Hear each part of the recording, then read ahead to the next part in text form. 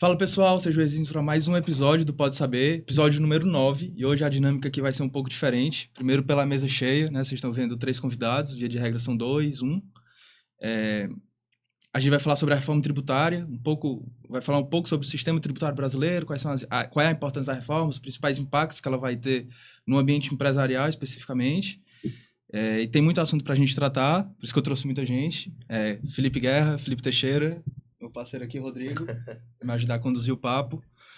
Cara, se apresentar todo mundo, se apresenta aí, Guerra, rapidão pro pessoal. Legal. Bom, André, primeiro agradecer pelo convite, feliz de estar aqui com vocês para a gente discutir uma temática tão relevante como essa. Eu me chamo Felipe Guerra, sou contador e advogado, tenho uma experiência aí no âmbito tributário já há bastante tempo e pude participar das discussões envolvendo a reforma tributária no ano passado no Congresso Nacional, representando o Conselho Federal de Contabilidade, já que atualmente eu sou presidente do Conselho Regional do Ceará. E no âmbito acadêmico, eu sou doutor em Ciência da Informação, minha pesquisa é muito voltada para o uso de tecnologia no ambiente tributário, tenho um pós-doutorado em e-government e estou fazendo um segundo pós-doutorado na USP em contabilidade, né? Fiz mestrado na UFC e sou um entusiasta também do ambiente acadêmico, sempre que possível conectando o máximo com a prática profissional, né? Porque esse é um desafio enorme. E nesse pós-doutorado que eu estou fazendo na USP, exatamente falando sobre a reforma tributária, tentando medir ali impactos econômicos, fiscais e contábeis, que a gente vai tentar também esclarecer um pouco aqui para todo mundo, que muita gente ainda não consegue ter dimensão do quanto a reforma tributária irá impactar nas nossas vidas, não só do ponto de vista dos tributos que nós pagamos, mas também do ponto de vista de negócios, né? Uma vez que nós lidamos com empresas, com negócios, com assessorias, e com certeza o mercado vai ser fortemente impactado nos próximos anos. Valeu, Uro. Obrigado por ter vindo aí, viu, cara? Sei que a agenda é apertada. Teixeira, Felipe, representa aí. Teixeira e Guerra, né? Muito obrigado primeiro pelo convite, André. Eu que agradeço. Prazer aqui com você, com o Rodrigo. Já nos conhecíamos, né, Rodrigo, há um tempo. Sim. Meu parceiro Felipe Guerra, né? A gente está sempre debatendo esse tema da reforma tributária. E, assim, o meu perfil é relativamente parecido com o do Felipe, né? Também tenho atuação acadêmica, sou advogado de formação. Eu posso dizer que há 20 anos já atuando com direito tributário, porque se juntar o tempo de estágio com o tempo de experiência enquanto advogado, vai dar 20 anos aí. Vou já entregar a minha idade, né? Se eu continuar falando. Mas, enfim, é o meu dia a dia, né? É o nosso dia a dia, o tributo. E a gente vê o quanto a carga tributária brasileira, o sistema tributário nacional como um todo, ele impacta na produtividade das empresas. E impacta principalmente no dia a dia dos profissionais que atuam na área tributária, seja advogado, seja contador, administrador, economista, né? Então, a reforma tributária, eu entendo que tenha vindo como algo inevitável, sabe aquela coisa, sabe, tipo uma reforma na sua casa que você vai adiando o máximo que você pode, chega uma hora que não tem jeito, que tá dando goteira, você tem que fazer. É a mesma coisa que aconteceu com a reforma. A gente vinha experimentando micro-reformas tributárias feitas tanto pelo Legislativo quanto pelo próprio Judiciário. O Judiciário reformou muito o sistema tributário nacional recentemente. O que via de regra é um problema, né? É um problema, né? Mas acaba que o Judiciário muitas vezes assume esse papel por um pouco de inércia, digamos assim, do Legislativo. Se isso é correto ou não aqui é papo para outra hora, né? Não o nosso papo agora. Mas esse assunto da reforma tributária é um assunto que, enfim, ultimamente a gente só tem falado disso, né, Felipe? Em todo canto é o assunto número 1. É difícil até porque a gente estava comentando aqui, antes de começarmos o podcast, que muita coisa ainda tem que ser regulamentada por meio de lei. A gente vai falar muito disso. Então é isso. Estamos aqui para conversar e tirar as dúvidas. E aí, Rodrigo? Tudo bom, pessoal? Eu me chamo Rodrigo Damasceno, estou aqui a convite do André, o André que é meu amigo de infância, né? Então, estudamos juntos no Colégio Cristo. Amigos é uma palavra muito forte, cara. Não deveria ser usado dessa forma. E esse é o motivo que cá estou ao lado aqui de duas feras, né? O professor Felipe foi meu professor na especialização na pós da Unifor, que concluiu. O professor Felipe Guerra também é meu professor de vídeos e de palestras, então acompanha também o trabalho. E para mim é um motivo de muita satisfação aqui estar para debatermos realmente a reforma tributária, um tema atual, um tema relevante e que, como aqui já foi dito, que nós só vamos conhecer o real impacto dela nos próximos anos, né? Então a gente não tem nenhuma receita de bolo pronta para a gente tratar, mas aqui as nossas ideias, as nossas primeiras impressões dos textos que já foram postos. impostos. Só fazendo uma correção aqui, o Rodrigo obviamente não foi convidado só porque ele é meu amigo. Né? Ele esqueceu de falar que ele é meu advogado também em vários assuntos. Ele é advogado, está fazendo mestrado em Direito, fez um rumo de pós-graduação, é coordenador tributário de um escritório conceituado aqui em Fortaleza. Mas ele é humilde, então... Muito bom Isso aí, advogado, muito bom aluno. O cara é fera. Pessoal, então, o Teixeira comentou, né? Esse é um assunto que não é novo, né? A gente já debate, já conversa sobre isso há bastante tempo. E é um dos poucos temas que a esquerda e a direita, de alguma forma, concordam que, pelo menos, precisa haver alguma reforma tributária. Concordam que o sistema tributário hoje é complicado, é complexo, é caro, é ineficiente. Mas a gente está só agora em 2024 colocando uma reforma tributária decente para frente. Por quê? Bom, pergunta difícil, ele começou, né? Mas existem vários motivos, André. Uma reforma dessa para acontecer, ela não precisa simplesmente de uma boa proposta. Até ouso dizer que a proposta que nós temos é aquela possível, está longe de ser o ideal e o melhor, né? A gente precisaria redesenhar todo o sistema tributário. Mas o porquê de nós estarmos discutindo isso somente agora em 2024 é muito mais por uma questão de coesão do ponto de vista de visão política dos envolvidos do que por qualquer perfeição ou aperfeiçoamento que de fato as propostas têm, certo? Eu digo porque nós acompanhamos esse tema há bastante tempo e as propostas atuais, elas são um mix de propostas reaproveitadas, requentadas de vários anos, né? As propostas, tanto a PEC 110 como a PEC 45 de 2019, elas já eram oriundas de outras propostas anteriores. E até um parênteses interessante, eu fui fazer uma palestra ano passado para os presidentes dos CRCs, né? E eu fui pesquisar um material acadêmico para me fornecer para eles estudarem sobre a reforma tributária. E eu achei um artigo do professor Jorge Alcides da Costa, lá da USP, de 1994. E o artigo dele, se você pegar o texto da PEC 45, que tramitou no Congresso em 2013... A do Bernard Api. O Bernard Api, ele foi uma espécie de articulador. Ele não escreveu e ele participou no passado da construção dela. Mas só para você ver como é antigo. Em 94, o professor fazia críticas ao texto de uma possível reforma tributária, que se a gente pegar o texto atual a gente diz o seguinte, ó, cara, é impressionante. Ele estava vendo o texto. Porque até o que ele fala mal e o que ele fala bem está no texto atual. Então, não é nenhuma novidade. O fato de nós estarmos, repito, é muito mais por uma conjuntura política do que propriamente pelo contexto da aprovação. Tem alguma... Eu considero que nós chegamos até esse momento de ter uma PEC aprovada, uma reforma constitucional, com reforma tributária, por 3 motivos principais, na minha opinião. Primeiro, em função de uma complexidade absurda do sistema tributário. O Brasil é campeão em número de horas para cumprimento de obrigação acessória. Para que o contribuinte possa recolher o tributo cumprindo todas as obrigações, nós somos campeões de hora. Está aí a evidência. Por exemplo, eu morei um tempo nos Estados Unidos e quando eu dizia que eu estava estudando para ser advogado tributarista, na época eu ainda não tinha me formado, todo mundo, mas como assim, né? Mas por que você não vai ser advogado criminalista? Por que você não vai... outro tipo de advogado que trabalhar com sucessão?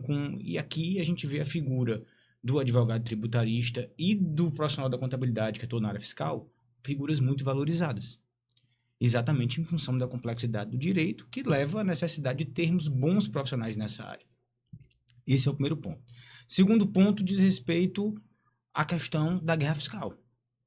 A gente vive num cenário no Brasil, a gente pode até achar, nós somos nordestinos aqui, a gente pode até acreditar que a realidade dos incentivos fiscais é só para Norte e Nordeste, mas não. Não é. São Paulo tem muito incentivo, Espírito Santo tem incentivo demais, os estados do sul do Brasil também incentivam os empreendimentos que lá querem se instalar. Então, esse aí é outro problema fundamental, a questão da regionalização das diferenças regionais e da guerra fiscal. E, por fim, né, eu acho que também é um motivo muito relevante para acontecer essa reforma tributária, é a complexidade em si do sistema, principalmente no que diz respeito a competência que foi delegada a vários entes para instituir e regular tributo. A gente tem mais de 5 mil municípios no Brasil com capacidade, com competência para instituir IPTU, ITBI, ISS e regular esses tributos. Tudo bem, então a legislação complementar traçando normas gerais, a Lei 116 em relação ao ICMS, ao ISS, como também temos uma legislação complementar em relação ao ICMS, que é a Lei Candir. Mas imagina aí, André, Rodrigo, Felipe, eu estou falando de mais de 5 mil municípios com capacidade ativa. Sim. Né? Competência para né? legislar. 26 estados e um Distrito Federal. Essa reforma mexe alguma coisa nisso? Totalmente. Totalmente. Totalmente. Aí é que tá o principal ponto da reforma. Os municípios, via de regra, então, são contra. Eles vão perder a autonomia de como eles vão fazer a gestão Essa questão da autonomia é algo que está sendo ainda muito discutido em relação à reforma, que é exatamente a afronta ao princípio federativo, ao pacto federativo. Né? Em tese, há uma perda aí da autonomia dos entes federativos no que diz respeito a legislar acerca do tema de criação, de tributo. Aí a gente fala, tudo bem, vai perder a autonomia para legislar? Sim, porque em tese quem vai legislar sobre isso é a União. Sim, a legislação é federal, é lei complementar, né? Mas, por outro lado, André, esses recursos vão chegar nos municípios, oriundos da arrecadação de tributos, e os municípios continuam com autonomia para aplicar esses recursos como bem entenderem. Então, eu acho que Hoje o Pacto Federativo, o Brasil é uma república federativa do Brasil, né? Ele é meio capenga.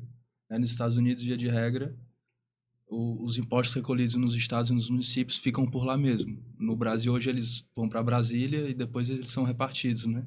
Os tributos federais, sim. Né? Os tributos federais, sim. Os tributos estaduais, via de regra, né, ficam nos estados. E o problema é que a tributação federal, a tributação estadual, que é arrecadado a título de tributo estadual, é em média 25% do total de tributo arrecadado no país. Municipal, 7%. Então, a União, ela sem dúvida é a maior concentradora de tributo, né, entre os entes públicos. A União certamente é a que mais arrecada tributo. E, evidentemente, fica com um poder muito grande. A Constituição, para diminuir esse desequilíbrio, ela previu a questão das receitas transferidas. Existem algumas receitas da União que são transferidas aos estados e aos municípios e algumas receitas dos estados que são transferidas aos municípios. Foi uma forma de tentar minimizar aí essa arrecadação maior. Mas, de fato, isso é realidade, né? Muitas vezes os estados e os municípios vão lá para Brasília com o Pires na mão, né? O Paulo Guedes, o ministro anterior da Economia, que falava muito isso, né? Menos Brasília e mais estados e municípios. Para aumentar essa autonomia aí no que diz respeito, principalmente, à aplicação dos recursos. Aí, Rodrigo, te chamei de co-host, mas tu vai ter que responder alguns pontos. Deixa eu só aproveitar aqui o gancho e fazer só um disclaimer, né? Já que a gente está tratando de reforma tributária, é importante também a gente deixar na mesa o que não é a reforma tributária ou o que não está sendo objeto de discussão, né? Porque muitas pessoas já começam, né? E tributação de dividendos, imposto sobre grandes fortunas. Essa reforma tributária, e a primeira parte dela, né, ela veio para regular o comércio. Então, é uma reforma tributária que mexe nos tributos sobre o consumo. Certo? Quando é de comércio, serviço e indústria, sobre o consumo, e não sobre a renda. Então, a gente já afasta algumas discussões que virão no momento seguinte. E aí, quando o Teixeira trata da complexidade, o que é importante também a gente colocar na mesa? Que muitas vezes, a quem é leigo no assunto, ou quem não tem uma vivência prática, pode imaginar que o valor do tributo é só aquilo que efetivamente é pago.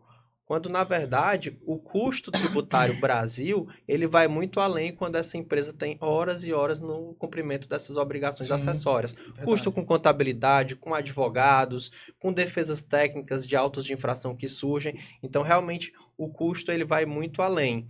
E, André, quanto ao ponto do Pacto Federativo, acho que se a gente buscar o texto inicial, sem ser o último que foi aprovado, a ideia inicial era que... inicial da reforma. Isso, era que da PEC 45, era que o IVA ele fosse um só, ele seria um imposto.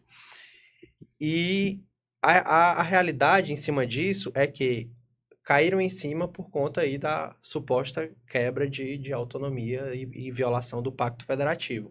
Então, o que eles fizeram foi, na verdade, um puxadinho. Foi, olha, já que a gente não pode fazer um imposto nacional que ficasse na União e depois a gente fosse repassando, vamos dividir o IVA brasileiro em dois. Vamos ter o IVA dual. Isso, que a gente divide aqui em IBS, que fica para os estados e municípios, e a CBS, que fica para a União.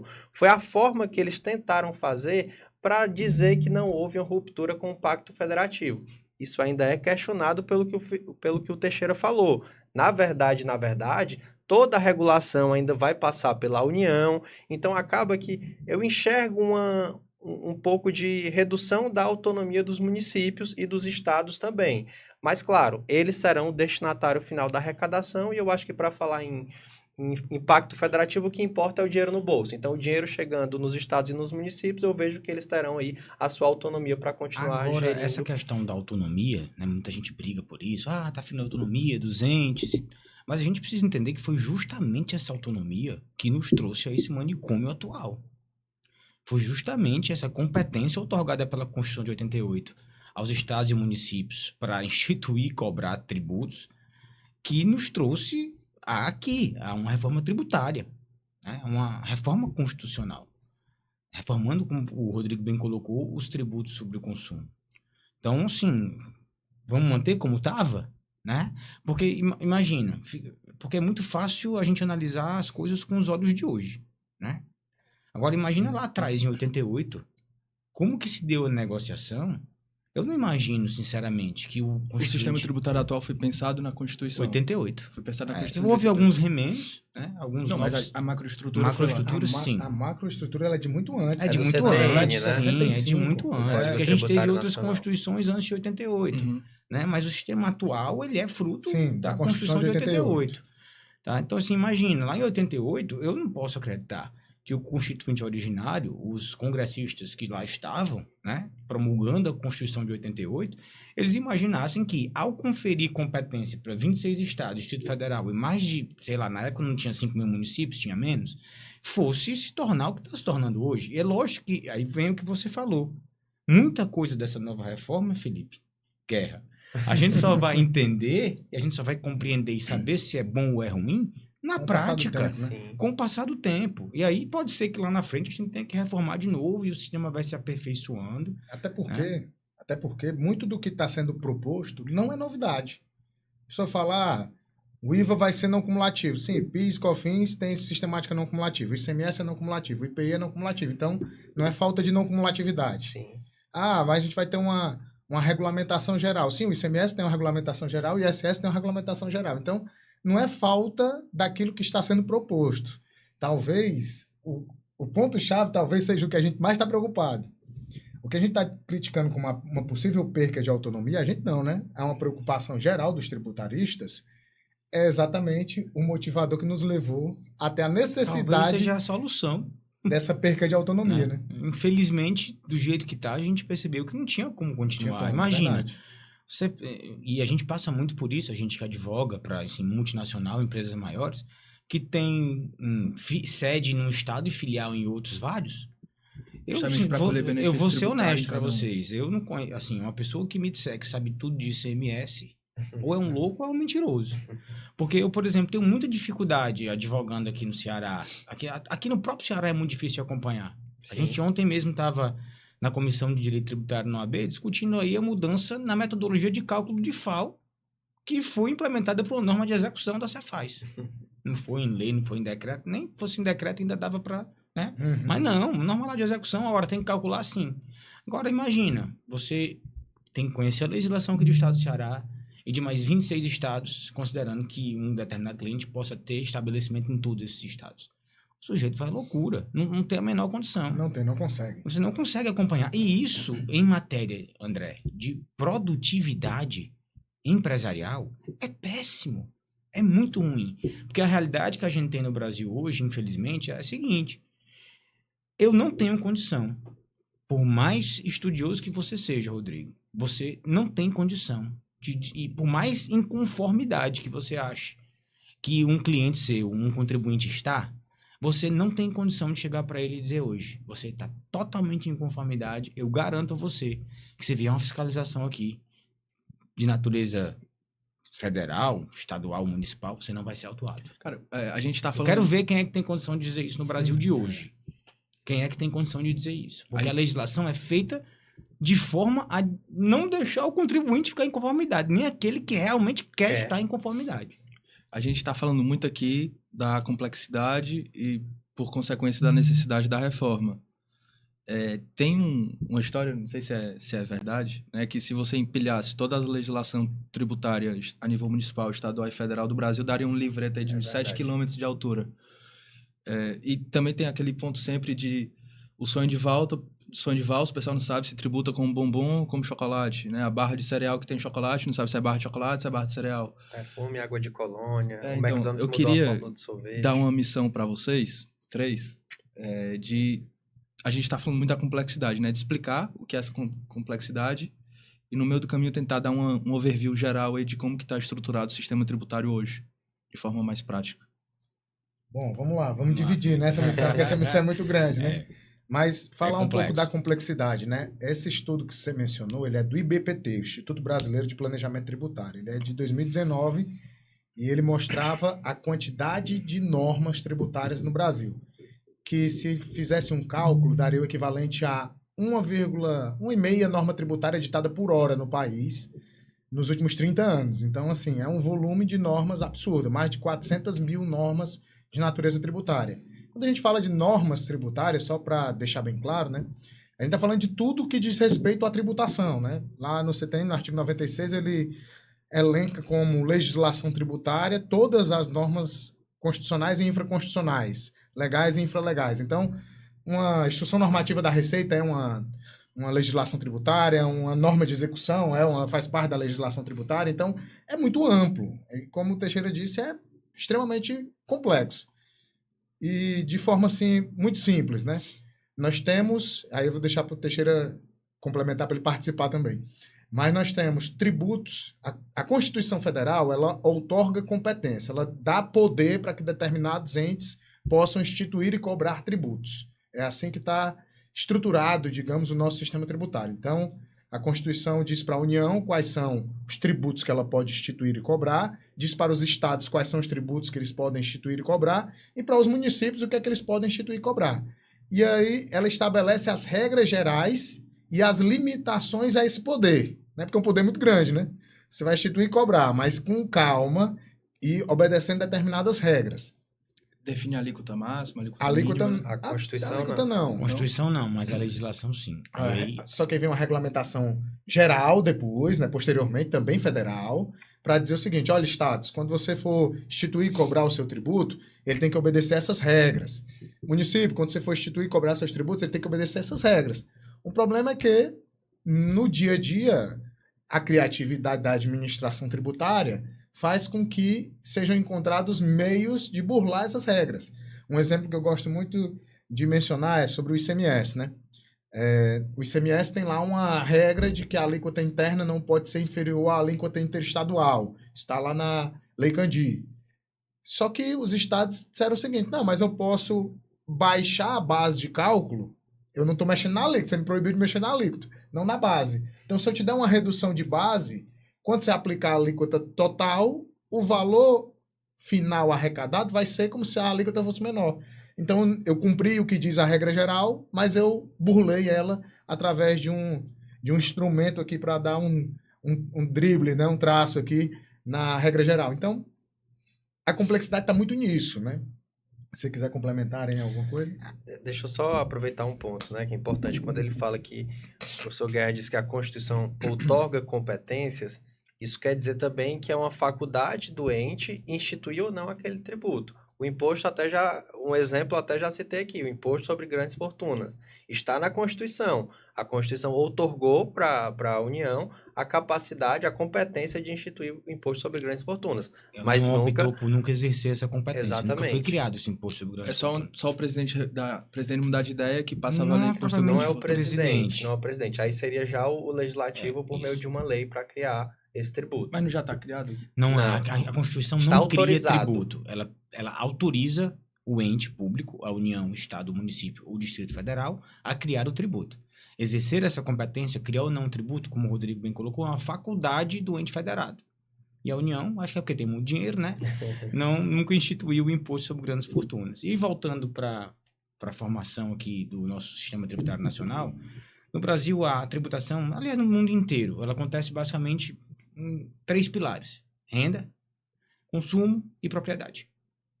No Brasil, a renda é algo tributável tão somente pela União Federal, né? Que cobra o chamado imposto de renda. Que tem até depois de amanhã para declarar, né? Isso, tá no finalzinho do Ligados prazo. Eu já enviei a minha. Né? O consumo, a gente tem aí uma competência concorrente. A União tributa consumo, tem aí o IPI, o Imposto de Importação, o Estado tributa por meio do ICMS, os municípios por meio do ISS. E a gente também tem a tributação sobre a propriedade, que também é uma competência concorrente. Você tem a União aí instituindo o ITR, né, que é um tributo cobrado sobre a propriedade territorial rural, o IPTU do município e o IPVA do Estado. Então, você tem basicamente esses 3 eixos, digamos assim, de tributação. E aí vem a complexidade, né? Porque, voltando para o assunto lá das competências, eu tenho muita gente podendo legislar acerca de todos esses tributos que eu acabei de falar. Eu não falei todos. Falei, digamos Faltou assim, muito ainda. eu falei os principais, né? Então, não tem como ser diferente disso. Aí o Felipe falou algo interessante, acho que ele tentou ser aqui, né, utilizado um eufemismo. Ele falou em criatividade, né, do Estado. Quando eu falo aqui Estado, não enquanto unidade federativa, falo enquanto governo central. Eu acho que ele falou mais da criatividade das empresas em conseguir... da Foi da administração tributária. pública encontrar brechas para cobrar, para aumentar o tributo, para dizer que o que está escrito aqui não é X, é Y, que eu estou interpretando errado, faz um esforço hermenêutico absurdo, muitas vezes. E isso aí é algo muito brasileiro, porque a gente tem visto isso cada vez mais forte, que é o desejo dos entes públicos em fazer ajuste fiscal só com aumento de arrecadação. No Brasil, você não vê ninguém falar em redução de despesa, de redução de custo, diminuição de benefício, né? Você não vê falar nisso. Você vê o que aconteceu em 2017 foi uma reforma da Previdência, do regime geral, né? Porque do regime próprio aí, quem recebe as pensões mais gordas do Brasil continuou tudo igual. Os militares também não entraram ainda. Tudo igual. Tudo igual. Aqui eu não estou fazendo juízo de valor. Sim, é só uma se contestação. É fato, né? É fato. Absolutamente nada contra Mas essas vocês carreiras. são professores, não fiquem com medo de serem opinativos, tá? Então, você não precisa ser só descritivo, nenhum. podem dar De opinião. jeito nenhum. Tem uma coisa que não De nos jeito falta, é coragem. Viu? Não, Não, é porque normalmente professor... Às vezes só o preço... Não, às vezes o preço é alto, mas a gente tem que se posicionar. Eu acho importante falando isso. nisso, né, o Teixeira comentou que aqui no Brasil, via de regra, os ajustes fiscais se dão pelo lado da arrecadação pública, né? E os tributos, eles são uma das formas de arrecadação do Estado. O Estado tem outras formas de financiamento. Muito poucas. Emissão de dívida, pressão monetária, receitas oriundas das estatais. E o lado da despesa tem um pool gigante aí que você pode atacar. Na legislatura passada, né, o presidente no mandato anterior tentou fazer isso de alguma medida, não foi do jeito que a gente queria, ficou devendo muita coisa, mas nominalmente aqui, né, o Haddad, ele vem uma série de medidas que aumentam o tributo. Essa reforma, um questionamento muito grande que tem é se ela aumenta ou não o tributo. Se o tal do IBS, CBS, né, que está sendo instituído, se o consolidado dele, se a alíquota dele vai ser maior do que a alíquota dos 4 que estão sendo extintos. Não é para aumentar. Inclusive, Não é para aumentar. Na PEC, na proposta de emenda à Constituição, que foi aprovada, tem, digamos assim, uma trava, né? Para que se houver aumento nos próximos anos, haja em seguida uma redução para que a gente volte ao ponto de equilíbrio atual.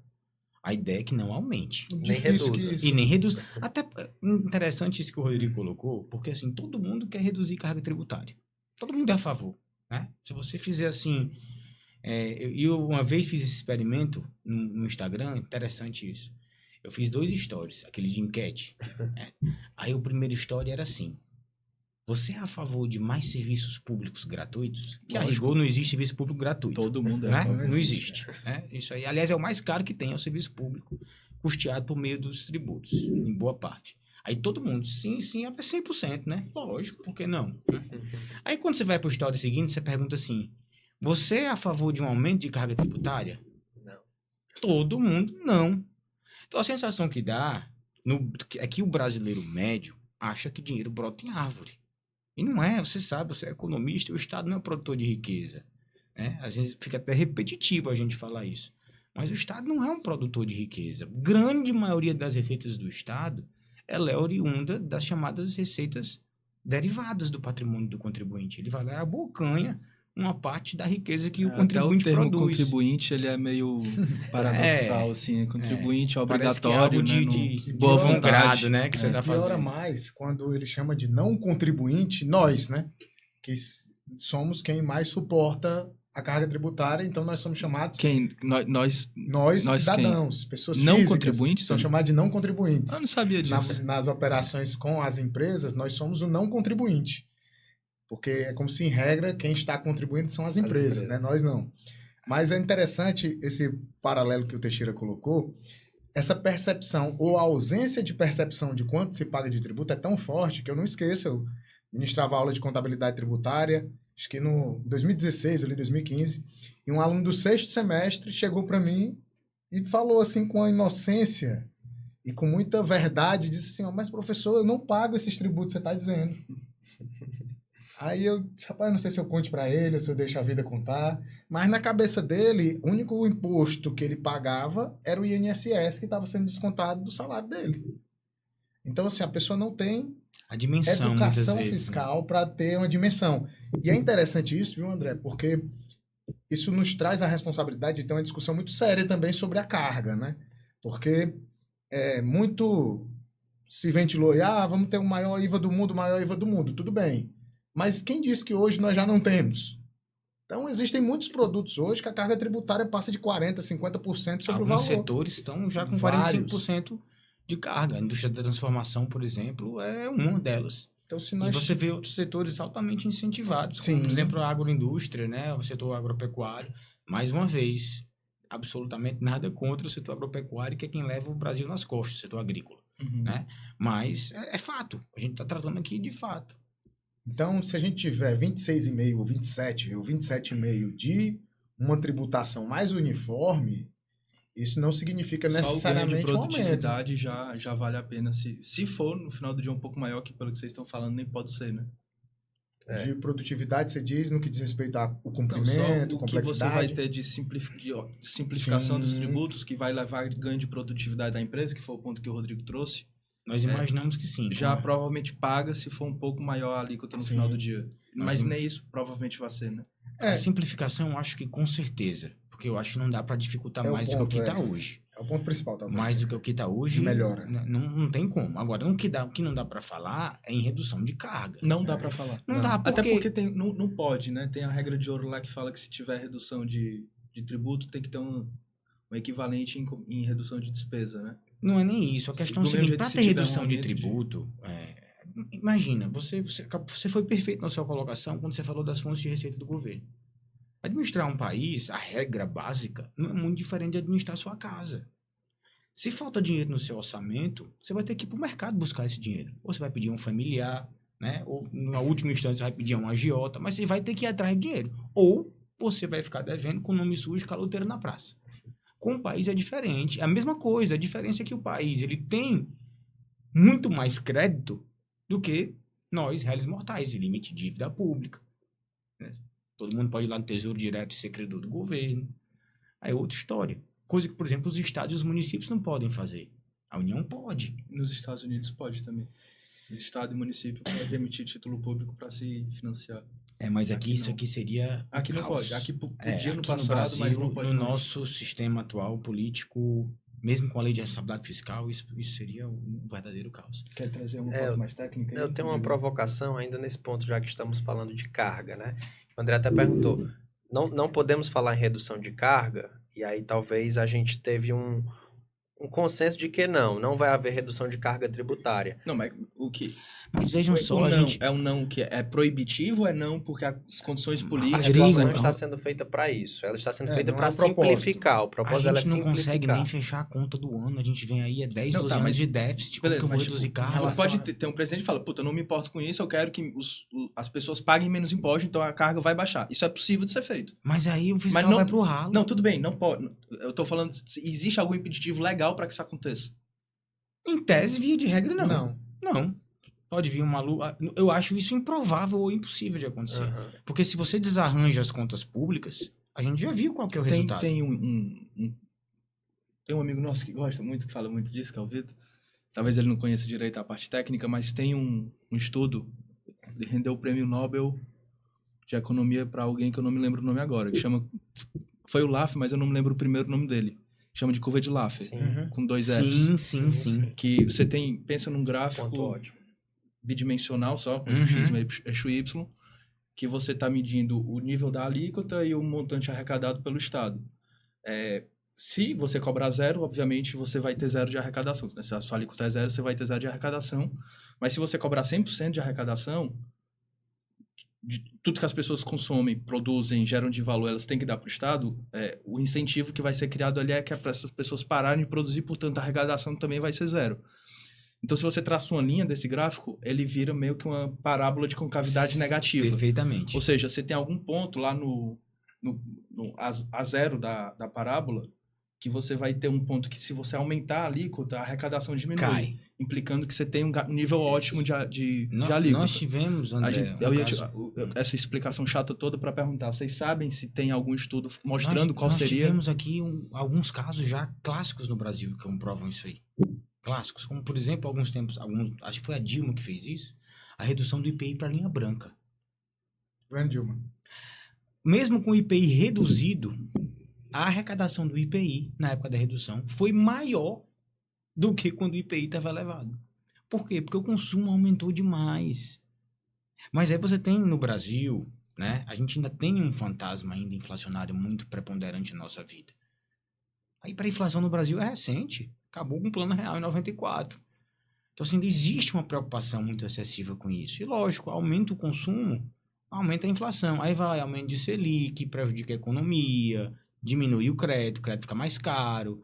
Então, existem fatores macroeconômicos, você sabe disso muito melhor do que eu, que estão diretamente relacionados também à arrecadação tributária. Eu diria principalmente, não propriamente a arrecadação, mas o cumprimento da meta fiscal. Pelo menos zerar. Né? A gente vem há 10, 12 anos fazendo déficits constantes, aumentando a dívida pública. No último ano do governo Bolsonaro teve um superávit. Lógico, ele deu um calote nos precatórios. Né? É verdadeiro isso. Ele postergou o pagamento do precatório, que deveria ser para aquele ano, pôs para frente. Né? E eu vou ter que admitir, quem pagou foi o Lula, agora no primeiro governo, que fez esse pagamento. Tá? Então, a questão fiscal, ela é muito preponderante para a macroeconomia e, evidentemente, a arrecadação tributária está diretamente ligada a isso. Por isso que eu acho quase que um suicídio essa hipótese que você colocou de, vou dar uma canetada aqui e vou diminuir o tributo. Ainda tem a questão da lei da responsabilidade fiscal. O político pode ficar inelegível, né, sendo irresponsável dessa forma.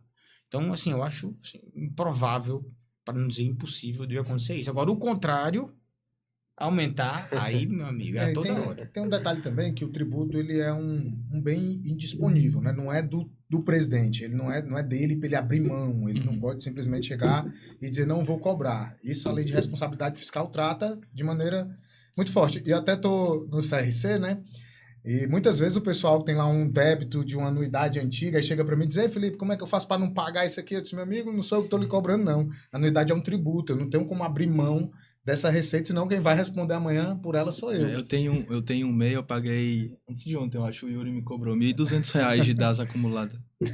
Tem um tempinho que eu tava sem pagar. Até um mês com 1.200. Agora, sim, interessante colocar também que aqui a gente está fazendo crítica ao regime sistema tributário desde o início. E eu acho que sim, merece todas as críticas. O sistema tributário brasileiro está longe de ser o ideal. Você vai ir para uma lista internacional, um ranking, né, de eficiência tributária, a gente está lá embaixo, né, como estamos lá embaixo em muita coisa. Mas é importante dizer também, Rodrigo, que esse sistema atual, né, É o sistema que nós elegemos. Nós, enquanto cidadãos, enquanto sociedade. Aliás, não só a gente. Nação, a gente Os escolheu esse países, modelo. quase todos depois da Segunda Guerra, elegeram essa modalidade chamada Estado Fiscal, que é uma modalidade em que Estado de bem-estar social. o governo se afasta da economia, atua só em campos estratégicos da economia e deixa que o particular produza ali livre. Você não vai ver o governo dizendo, tu abriu uma indústria de calçada, eu vou abrir uma para concorrer contigo. Não vai existir isso, né? Ele fomenta, inclusive, a livre concorrência na Constituição, atua na economia de forma subsidiária, em áreas-chave, principalmente, petróleo e gás, energia, né, tecnologia, e deixa o resto para o particular. Né? Em troca dessa não concorrência, o que é que ele exige? Que o particular pague o tributo, né? Que é uma prestação pecuniária, vai pagar em dinheiro, vai reservar lá uma parte da riqueza gerada para que o Estado, enquanto governo central, possa cumprir as suas políticas públicas. Então, nós elegemos isso. E isso é essencial, inclusive, para a manutenção de um regime democrático. Imagina quanto se gasta para fazer uma eleição. Quantos bilhões são gastos para fazer uma São 2 eleição? bilhões, eu acho. É muito dinheiro financiado por quê? O que é que financia? A arrecadação tributária. Então, assim, eu acho que o brasileiro ele tem muito essa sensação também em função de outras coisas. A ausência de contrapartida, corrupção, né? Então, isso vai enviesando psicologicamente a gente para achar que é ruim pagar o tributo. Ninguém gosta de abrir mão de parte da sua riqueza para financiar o Estado. Mas no sistema que nós escolhemos, não tem outra saída. Legal. Só tem 2 assuntos, Rodrigo, que eu acho que a gente pode até, porque 2 Pronto. deles, um foi você que levantou, que eu acho que vale a pena a gente debater um pouco sobre ele. Primeiro, essa concepção, né, sobre modelo de construção de tributação para uma nação, porque todas as sociedades organizadas na história, elas tiveram tributos, né? Tributo é muito antigo, né? A própria concepção da palavra e do que é pago. Então, a gente pode aprofundar um pouco sobre isso, mas tem um ponto que eu acho que é crucial a gente também discorrer, que é sobre esse custo de conformidade tributária, que até é um custo oculto. Sim. As pessoas normalmente fazem a conta da matemática de quanto está pagando. Eu estou pagando lá R$ 1.200 de imposto agora. Tá, mas quanto foi o custo para você conseguir pagar o tributo? Eu tive que pagar o contador. Por que isso é tão difícil? Por conta dessa complexidade, desse contexto. Quantidade de normas que a gente falou, né? Quantidade de normas, a questão acessória, que é muito cara. A questão acessória é muito cara. Hoje você não consegue... eu quero fazer uma venda de mercadoria, eu vou vender livro. Você tem que ter um sistema, você tem que parametrizar esse sistema para emitir uma nota eletrônica. Essa nota eletrônica tem vários campos que não é qualquer um que consegue preencher. Basta ver que o STF levou anos discutindo que era um livro. Né? Anos discutindo que era um livro. Se lista telefônica era livro, até eu vi hoje falando sobre isso. Se revista de quadrinho, né? Era livro, se álbum de figurinha era livro. Então, você imagina, não é só simplesmente eu tenho um monte de livro, quero vender. Eu tenho que cumprir com essas obrigações de caráter acessório, que não é simplesmente pagar o tributo, e que é muito caro. É muito caro. Isso encarece muito o custo tributário. E é até interessante que quando você conversa com membros da administração tributária, eles acham que tudo é muito simples. Até eu assisti uma apresentação de um ex-superintendente da Receita Federal, que ele questiona o estudo que diz que o Brasil está entre o tempo gasto, primeiro no tempo gasto do cumprimento de obrigações acessórias, porque ele discorda, mas ele discorda genuinamente, não é uma pessoa que está discordando de forma enviesada ou política. Ele discorda porque ele não consegue visualizar, diante do ambiente tributário que a administração proporciona, por que é complexo. Só que precisa sentar do outro lado do balcão para perceber o quanto é complexo. Né? Então, esse ponto, Rodrigo, se você quiser é importante trabalhá-lo. Até porque, Felipe, acho que uma clareza que a gente tem que ter também, pensando até em linguagem, é que o texto de uma lei ele nunca vai conseguir abarcar todas as situações possíveis Jamais. e impossíveis, e menos ainda os avanços tecnológicos. Então, quando o STF começou a falar de livro, por exemplo, ele estava até pensando em livro de papel, mas logo depois vieram os livros eletrônicos. Então, sempre a tecnologia ela vai estar um passo além do próprio texto legal, né? E aí isso também dificulta como é que a gente vai fazer um sistema pensando no futuro se a gente não conhece o futuro, né? Então, esse é um desafio que a gente vai ter que lidar. Mas tinha um ponto que eu gostaria de ouvir os Filipes, que é saindo até do ponto da arrecadação, né? Se vai reduzir ou aumentar a carga tributária. Primeiro, talvez tenha sido noticiado na mídia que a reforma tributária, de certo modo, ela teria sido pensado para a indústria. E aí, talvez, se a gente pensar agora setorizando, e aí é isso que eu quero ouvir a opinião de vocês, se vocês enxergam que, de fato, pode haver uma redução de carga tributária para as indústrias e, paralelamente, um aumento de carga tributária para o setor de serviços, que a gente pode mencionar a nossa classe, advogados, contadores, entre outros, e aí talvez já entrar no conceito de não cumulatividade, né? O porquê que a não cumulatividade foi um dos holofotes da reforma tributária, primeiro o que é, né? Mas por que que ela foi um dos holofotes, mas também, por outro lado, por que que ela é muito mais benéfica ou muito mais aplicável à indústria do que para o setor de serviços. Eu acho que a gente pode gastar alguns minutos conversando sobre isso, e aí na mesma linha, indústria, serviços, não cumulatividade, ok. E se pensarmos também em população de baixa renda, será que a reforma tributária vai trazer uma redução da carga para essas pessoas? Aqui a gente pode avançar, né, para a cesta básica nacional, cashback, mas enfim, algumas pautas para a gente começar a permear aqui nessa nossa conversa. Perfeito. Vamos lá. Eu fiz vários cálculos já, várias simulações de faixas de tributação para vários segmentos, né? E, de fato, tem a indústria como sendo o grande beneficiário desse modelo de reforma. Não é à toa que algumas federações de indústrias pelo país fizeram propaganda. Você ia na parada do ônibus, tinha lá o totem de divulgação da reforma tributária, de que ela precisava ser aprovada. Então, de fato, a indústria será a maior beneficiada com essa proposta que foi aprovada. E o setor de serviços, sem dúvidas, é o maior prejudicado, se nós pensarmos numa comparação com o modelo atual, tá?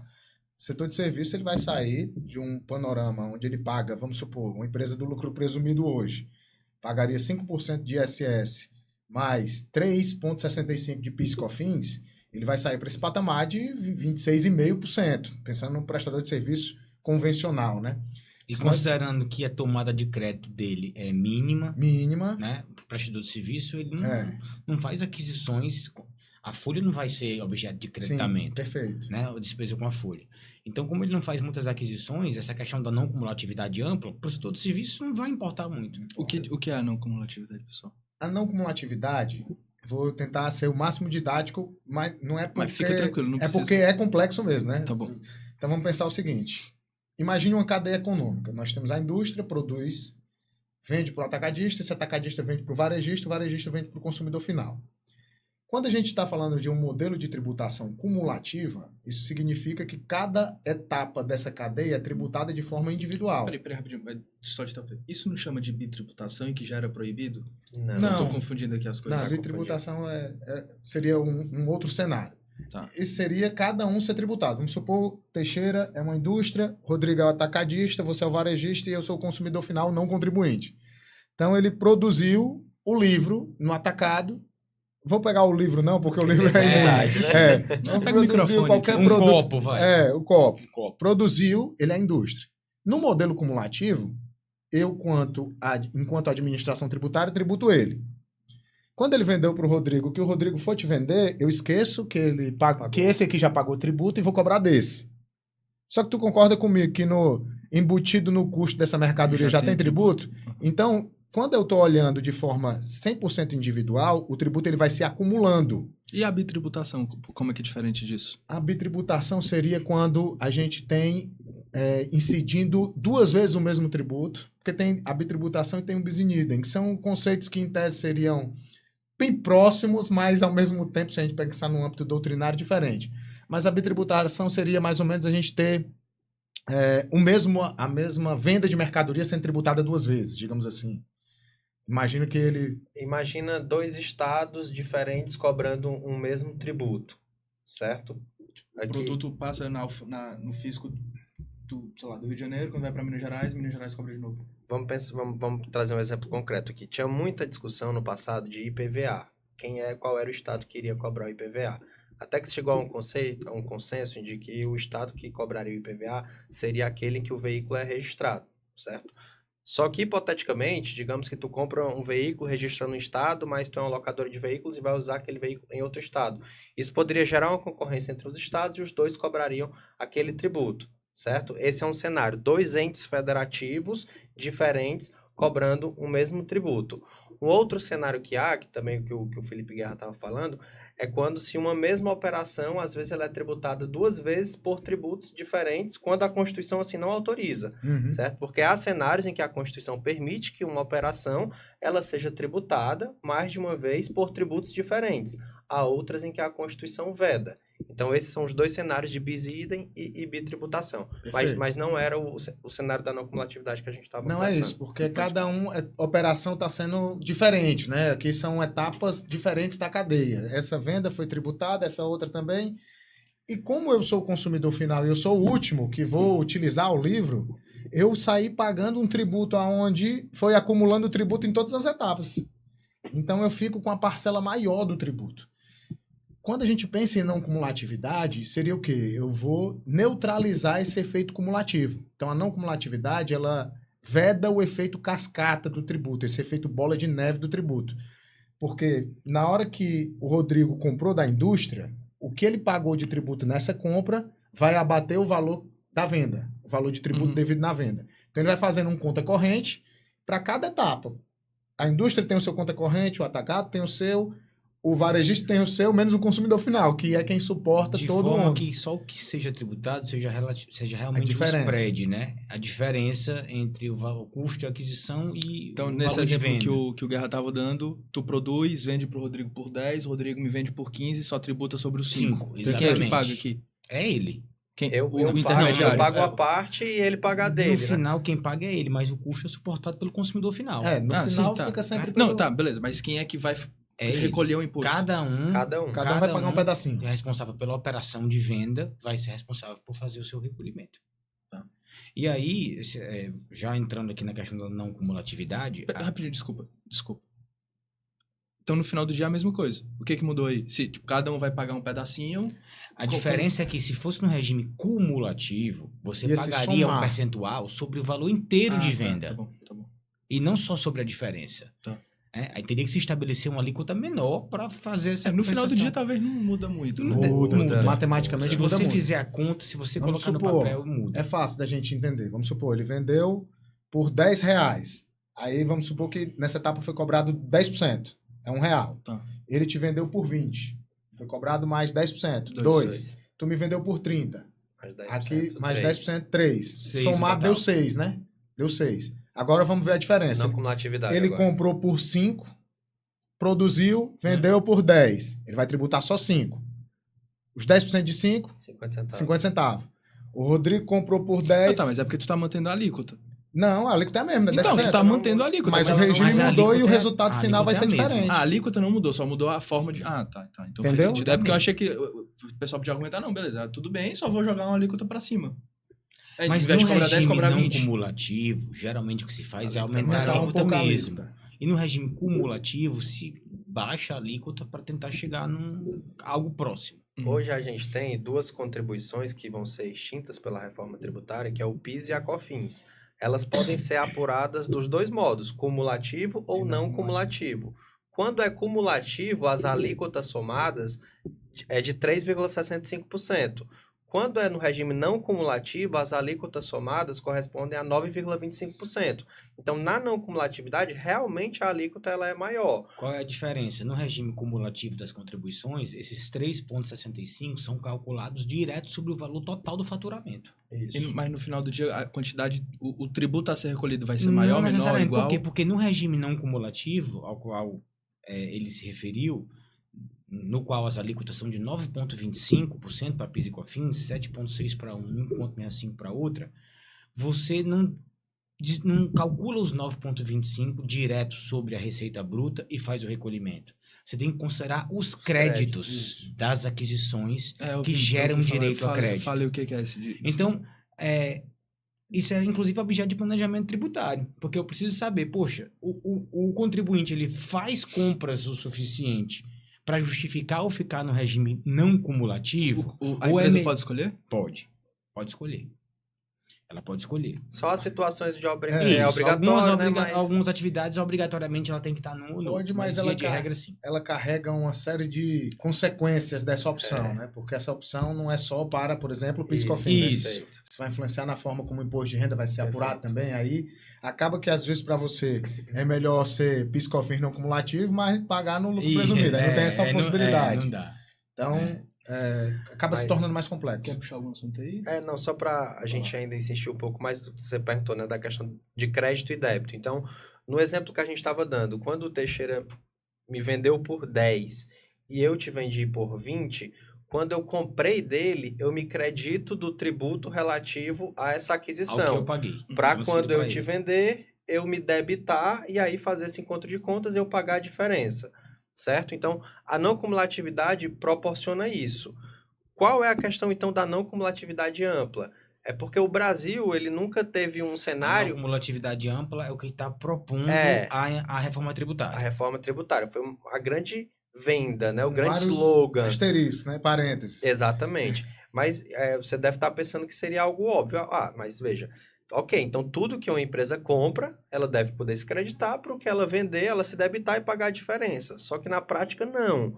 O cenário brasileiro foi restringindo Muito. é não cumulatividade, mas espera lá, as tuas despesas com folha de pagamento, tu tira. Enfim, diversos outros insumos ou diversas outras questões foram retirados dessa possibilidade de creditamento. Então, a reforma tributária, supostamente, ela veio com essa missão de, não, agora a gente vai poder se creditar de tudo, de todas as despesas, o que a gente já viu que não vai. Não vai. Né? Então, a folha de pagamento segue fora, excluíram bens de uso e consumo pessoal, que aí tem discussão também do que é esse Muitas uso e consumo discussões. pessoal. Tipo o notebook que o cara usa pra trabalhar, né? É questionável. Talvez o do trabalho, Se tiver ok, ligado- agora o do sócio... A lógica atual, que na teoria parece muito bonita, mas na prática ela não tem aplicabilidade no mundo real, é que se tiver ligado diretamente à atividade da empresa, dá direito a crédito. É o mesmo que teve lá antes na reforma trabalhista de atividade fim, atividade Que é a atividade ali principal. intermediária. Não é por essa linha, não. Outra coisa. Olha, no mestrado, a minha pesquisa foi voltada para o direito processual tributário, especificamente para a restituição de tributo. A gente trabalha muito com teses tributárias e eu sempre tive muitos pontos relacionados a isso que me geravam dúvidas e calos que eu queria pesquisar sobre. Se você pegar 95% hoje das discussões existentes no judiciário acerca de qualquer tributo, o André, 95% são relativas a tributos não cumulativos. É ICMS, IPI, PIS e COFINS. 95%. Exatamente por causa disso que o Rodrigo acabou de falar. O que me dá direito a crédito ou não. Né? A legislação ela é feita de forma muito esparsa, de forma muito subjetiva. A promessa Até sempre é de não cumulatividade ampla. Até A promessa sempre 2018. é essa. 2018 foi ontem. A gente estava discutindo o que era insumo para PIS e COFINS. Foi que o Superior Tribunal de Justiça veio e definiu, que era tudo que fosse essencial e relevante para a operação do contribuinte. Até 2018 existiam 2 instruções normativas da Receita Federal que restringiam a tomada de crédito PIS e COFINS. Você pode tomar sobre isso. Não que ainda não haja discussão sobre Ainda o que é essencial e o existe. que é relevante. né? Isso sempre vai existir, né? E que ainda é muito forte essa Então, assim, se discussão. a gente fosse pensar do ponto de vista prático, o que seria o melhor? O melhor seria, de fato, que esse IVA do CBS e IBS fossem cumulativos. Estou falando do ponto de vista prático. Ô, Guerra, pô, adoro quando acontece isso. Guerra discorda aí. Prático. Não, mas do ponto de, ele vai me dizer que é mais fácil apurar um tributo não cumulativo que um cumulativo? Ele não vai me Mas dizer isso. depende, porque, por exemplo, o modelo... Ele vai Né? dizer. Não, norte-americano. não tem como. O modelo norte-americano, ele é não cumulativo, monofásico. Ponto. Outra coisa, combustível. É Ele uma incide uma opção. única fase, é não cumulativo porque não acumula, e está concentrada ali a tributação. Mas o que é ser monofásico, difásico? Incide uma única fase. Então, por exemplo, quando a indústria vender para o atacado, não pagou ainda. Quando o atacado vendeu para o varejo, só quando chegar nessa venda aqui é que é tributado. Uhum. Morreu. É não cumulativo, que não acumulou e não... Do ponto de Não vista é prático, isso aí complexo. parece fácil. Eu entendi. Mas aqui a gente geralmente faz o contrário. A gente tributa monofasicamente o início. A indústria, né? O A importante. indústria, o importador, continua, que é para não correr prática, o na risco prática de ser haver uma mais fácil, sonegação lá na ponta. continua sendo mais fácil, né? Em tese, acaba sendo E por mais que fácil. a gente não adota esse modelo? Monofásico. Para muitos produtos já existe essa Não, mas adoção. no Pra caso do muitos IBS e tributos. do CBS. No contexto da reforma tributária, por que que o IBS e o CBS É algo não que são... se discute se vai ser possível, se vai ser possível. Estão debatendo isso. Tem para Monofásico. combustível, tem para combustível. Já existe hoje PIS e COFINS monofásico para combustível, para produtos diversos de produtos. higiene, Complicado se perfumaria. determinar isso, né? Porque a ideia de quando se concentra no início é pensar o seguinte: a indústria tem mais infraestrutura de pessoal, tem mais caixa, tem mais tecnologia, então é melhor tributá-la. E eu impossibilito a sua negação também se eu tributar direto na Eu já indústria. estou garantindo ali que o cara tá pagando. Tem Só- menos indústria do que atacadista como e é que, varejista. Né? nesse exemplo, como que o cara vai saber por quanto o varejista vai vender para o consumidor Exatamente Esse é isso. o Você, ponto. você respondeu a sua pergunta. Exatamente. Esse é o ponto. As Como é que eu vou presumir o valor agregado? As metodologias que hoje existem, né, para você cobrar nesse início de fase, monofásico ou substituição tributária para o ICMS, ou é uma pauta fiscal, o governo faz uma pesquisa de preço por produto mesmo. Né? Imagina um cara que vende, que é uma indústria de laticínio, por exemplo. O governo vai criar uma pauta e dizer, iogurte tal é vendido por tanto no mercado. Então, vai ser, minha pauta é essa. E hoje ele já consegue fazer isso pelos documentos eletrônicos. Isso. Tu falou que os Estados Unidos fazem no final, para o consumidor final, né? Isso. Será que mesmo não sendo ideal, né? Não seria Mas melhor é porque ainda? nos Estados Unidos a gente tem que entender que é muito diferente pelo seguinte. Aqui, quem que vocês conhecem que já foi preso por sonegação? Tu tem quanto tempo já de advocacia, Rodrigo? 5, 6. Deixa de ser mentiroso. Tu já viu alguém ser preso com processo judicial transitado em julgado por previsão preventiva? Eu já vi. Ah, mas é porque paga, né? É só pagar, pô. Exato. É um ponto. Mas mesmo quem não paga. Mas mesmo quem não paga. Mesmo quem não paga, o cara vai ter uma condenação. falar ali. isso pra galera, eu vou Não, parar de mas entenda, não estou estimulando, pelo contrário, eu aqui disse que é importante recolher tributo. Nos Estados Unidos, se você pega um Eu tô varejista, brincando, se pô, você pelo pega um amor de Deus. varejista desse, que é obrigado a fazer o recolhimento, ele não recolhe, é jaula. É cadeia. Então são cenários diferentes, são sistemas judiciais e jurídicos completamente distintos. Até que a civil law lá é common law. Mas só uma Então, ressalva. assim, viu? é outra, né? É outra realidade. Mas só uma ressalva, viu, André? Existem críticas também ao modelo norte-americano, né? Uhum. Porque, por exemplo, eu comprei, na condição de consumidor final, essa operação foi tributada. Só que imagine que eu usei aquele produto, aquele bem, para construir uma casa no emprego da prestação de serviço, que vai ser tributado em algum momento novamente. Então, existe uma acumulação também. Sim. Então, assim, é óbvio que a gente matou boa parte da complexidade, né, com essa sistemática. Mas não é o melhor dos mundos também, não é isento de problemas e de erros, entendeu? Professor Hugo de Brito Machado, saudoso, falecido, né? Pai do nosso orientador, que foi meu orientador também no mestrado, professor Hugo II, um abraço para ele. Tá me devendo aqui uma participação então aqui. pronto, mano. já tá convocado aqui. Ele dizia que se pudesse criar só uma norma tributária, com um artigo, ele criaria uma lei dizendo o seguinte: fica proibida a alteração da legislação tributária nos próximos 30 anos. Bati na mesa. Não, podia isso bater. assim vale a pena. Mas olha só, pronto, se eu pudesse criar uma lei com um artigo, isso. Por quê? Porque é exatamente essa mudança constante que embaralha tudo, que cria essas dificuldades, esses embaraços. Né? Vai mudando todo, quantas são por hora? 1,5. Eu nem lembro mais. 1,5 por hora. Naquele tempo, né? Pode Quem ser é que tenha consegue acompanhar isso, Rodrigo? Quem é que consegue? É possível. Não dá, cara. E, pessoal, eu tinha ouvido falar também do split payment na reforma tributária. O que Split é? payment. O que é? É mais ou menos o seguinte. Vou falar com as minhas Não. palavras. Ah, depois o pessoal comenta. Imagina quando tu faz uma compra. Imagina o iFood, vai. O iFood. Compra lá pelo iFood, não compra? Compro. Tu sabe que lá no iFood, uma parte vai pro iFood, pra plataforma, e uma parte vai pro restaurante, não é verdade? Sei, 27%. É a mesma coisa. Quando vocês fizer a compra lá da mercadoria, automaticamente uma parte do dinheiro vai pro governo a título de tributo e outra parte fica com o vendedor da mercadoria, com o contribuinte. Vai ser assim É agora. automático. Vai ser desse jeito. Tá sendo desenhado. Está sendo desenhado esse sistema. Qual que é o problema? Ao meu ver, e aqui eu quero que os meus amigos me deem os insights deles.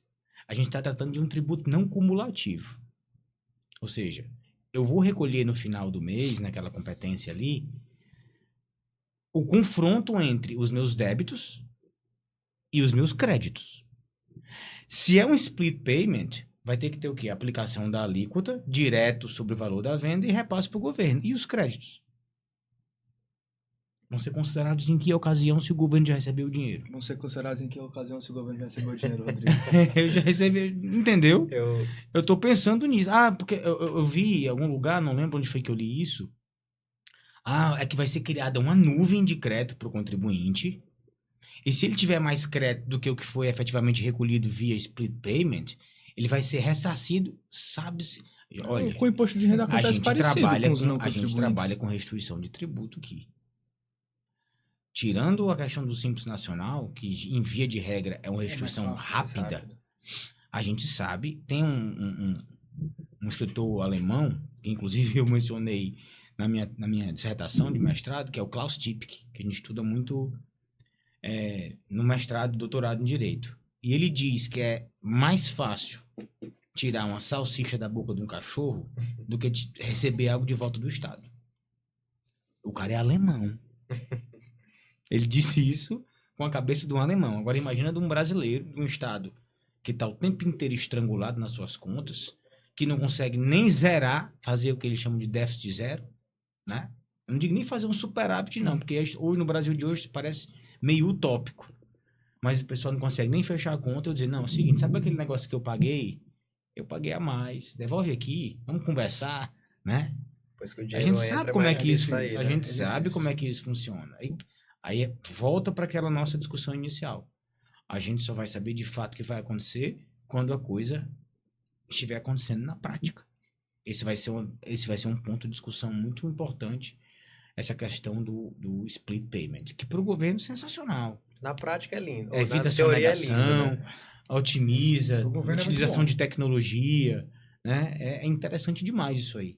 Agora, existem limites, o direito tributário está aí para que esses limites, né, ao poder de tributar, eles sejam respeitados. A gente espera que sejam mantidos. Aí, Teixeira, tu quer falar alguma coisa sobre isso? Sobre o split payment, existe um estudo da União Europeia de 2017 que tentou mensurar os pontos positivos e negativos do split payment. E o estudo concluiu que Isso já acontece em outros lugares, então. já acontece em outros países, principalmente na Europa. Mas praticamente entrou em desuso, né? Porque a maioria dos países chegou à conclusão de que ele tinha mais potenciais onerosos do que benefícios. Principalmente em quê? No fluxo de caixa das empresas, porque é como se todo o tributo estivesse sendo retido na fonte. Então eu já estou comprando ali, já tenho que pagar logo de imediato e não sei quando esse valor efetivamente constará na minha apuração. O custo da administração tributária para manter esse controle é alto, e essa é uma das principais críticas que o split payment tem recebido, que ele é baseado numa tecnologia que ninguém nunca viu, ninguém conhece, ninguém sabe como ela funcionará. Uma coisa é o Ministério da Economia chegar e dizer o seguinte, vai ser super simples, vai ser como fazer uma conferência de um extrato de banco, que foi essa a comparação que eles fizeram na coletiva de imprensa no dia 25 de abril. Não, vai ser, você pegou um extrato de banco, viu o que é que entrou, o que é que saiu, você vai recolher só o valor final. Simples assim, né? Na teoria isso é lindo, mas na prática, onde que está essa ferramenta, onde é que está esse sistema para a gente testar, homologar, validar e ver ele funcionando? Zero, não existe. Um estudo do Ministério da Fazenda de 2023 diz que estava sendo startado um processo de criação de uma pré-escrituração, ou seja, é completamente futurístico, partindo daquilo que está disponível para o contribuinte hoje. Então, não existe. Então, essas são as preocupações. Tem umas promessas legais, Tem uma lá que é, por exemplo, o seguinte, com relação ao split payment. Imagina que a gente fechou o mês de abril, né? Na verdade, nós estamos fechando maio. Fechamos maio. Fechamos o mês de maio e eu tenho até o dia 20 de junho para pagar o tributo. Só que, entre o dia 1º de junho e o dia 19 de junho, eu continuei comprando mercadorias que estavam sujeitas ao split payment.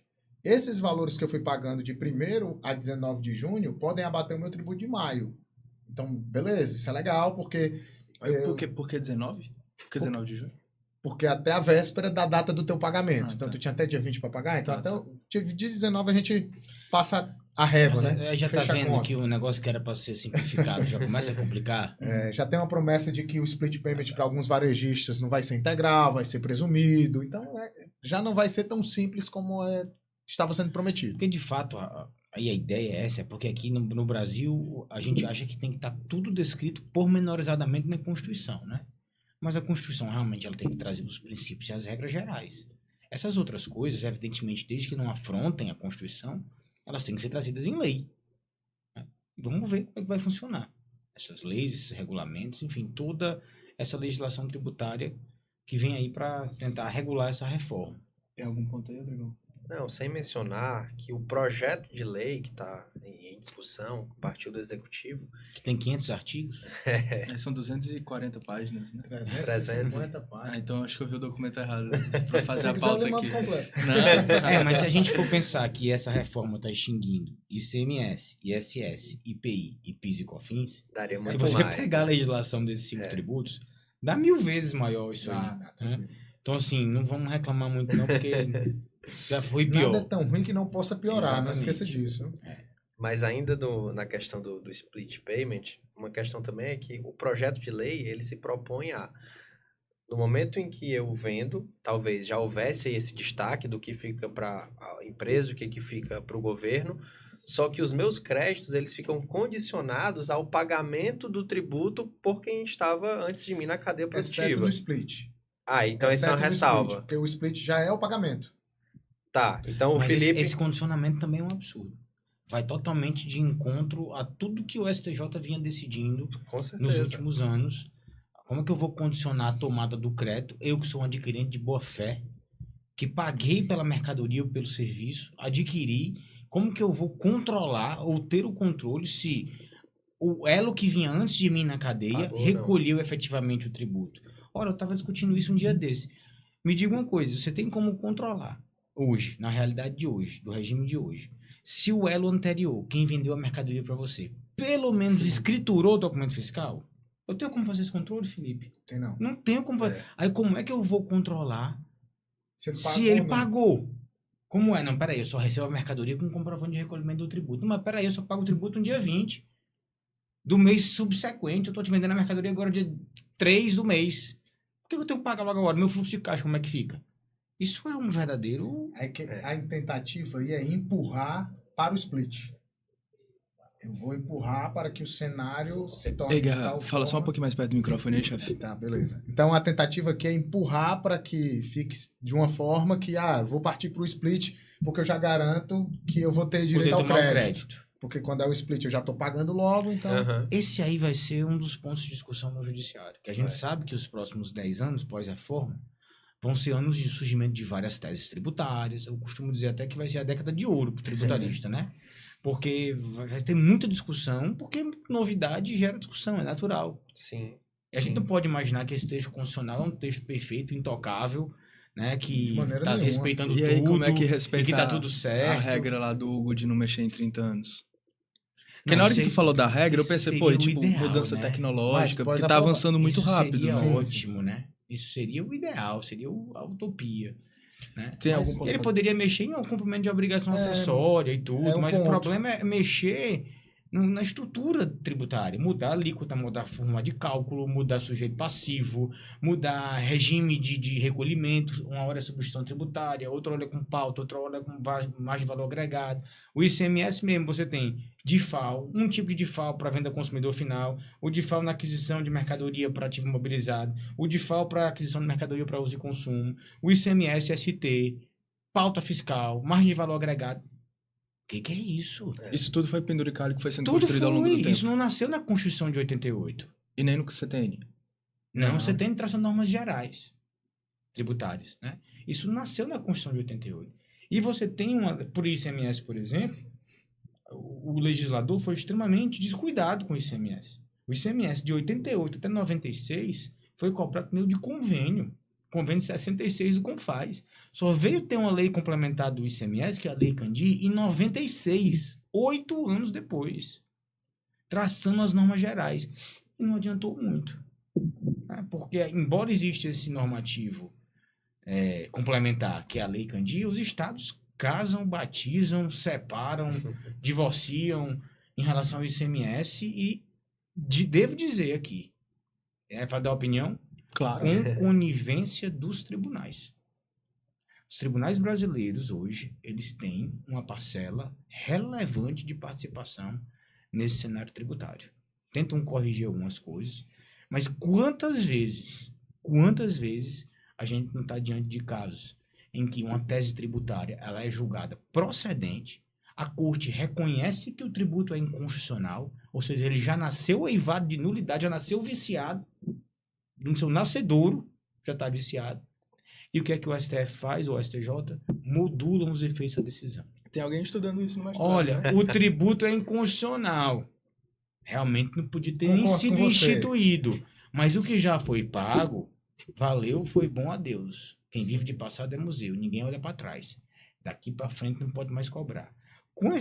Em função do interesse público, que é esse negócio que me incomoda também, Rodrigo, profundamente difuso, abstrato, como se preservar o interesse individual não fosse uma forma de manter vivo o interesse público, né? Então, assim, você já pagou, como tributo é inconstitucional, de fato, mas já pagou, já era. Aí, às vezes, resguarda quem entrou com ação judicial, quem entrou com algum procedimento administrativo, mas nesse comportamento, o que é que o Supremo Tribunal Federal faz? Estimula os entes públicos, os entes federados, a continuar instituindo tributo inconstitucional. Por quê? Sim. Eu já participei aqui de algumas discussões com algumas pessoas.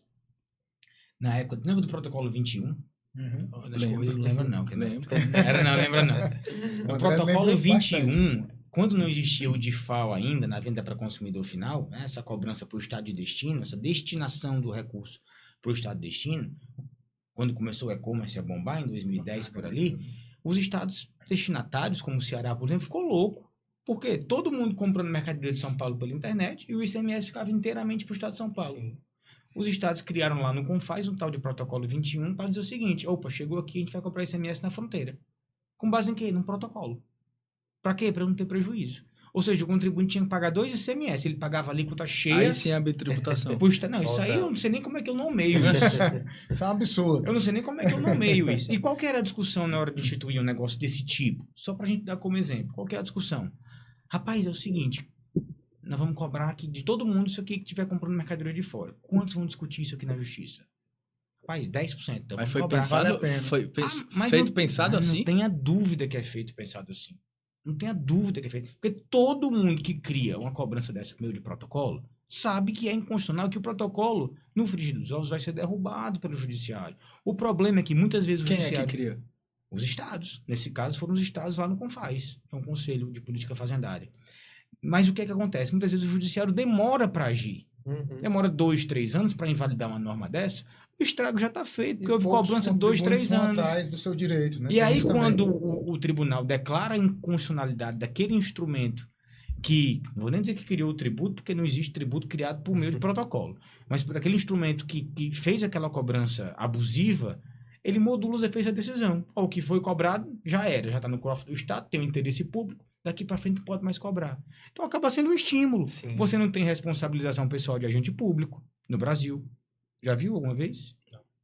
Eu já vi absurdos em fiscalização, né? Mas o Estado às vezes paga o pato, mas o agente público, pessoalmente, é quase que intocável. E é esse tipo de coisa. Então fomenta esse tipo de atitude por parte dos entes públicos. Criar tributos que são flagrantemente abusivos e inconstitucionais, mas enquanto está válida aqui a norma, a cobrança está ativa, né? E aí vai cobrando, quando chega lá na frente, o tribunal não pode cobrar, mas o que já foi pago, já era. Ei, Rodrigão, cara, a gente falou uma coisa que eu queria te perguntar. A gente falou muito aqui de tributo, reforma tributária, né? Só que falou só a palavra imposto, e imposto não é tributo, né? A reforma tributária mexe alguma coisa em taxa, contribuição, alguma coisa fora imposto? Vamos lá, mexe sim. É uma diferença aqui que a gente pode conversar, né? Então, na verdade, tributo é o gênero, imposto é a espécie. Imposto certo? é um tipo de tributo, né? Isso, exatamente. Uhum. E aí, imposto é uma espécie, a reforma tributária mexe em outra espécie, que são as contribuições sociais. PIS e COFINS não são impostos, são contribuições. Embora tenha algumas semelhanças práticas, né? Inclusive também são cobrados aqui sobre o consumo, como estávamos conversando, mas são tributos distintos. E aí, nas outras espécies tributárias, a reforma tributária não mexe, né? Então, não mexe em taxa, não mexe em contribuição de melhoria e não mexe em empréstimo compulsório, que aí Não.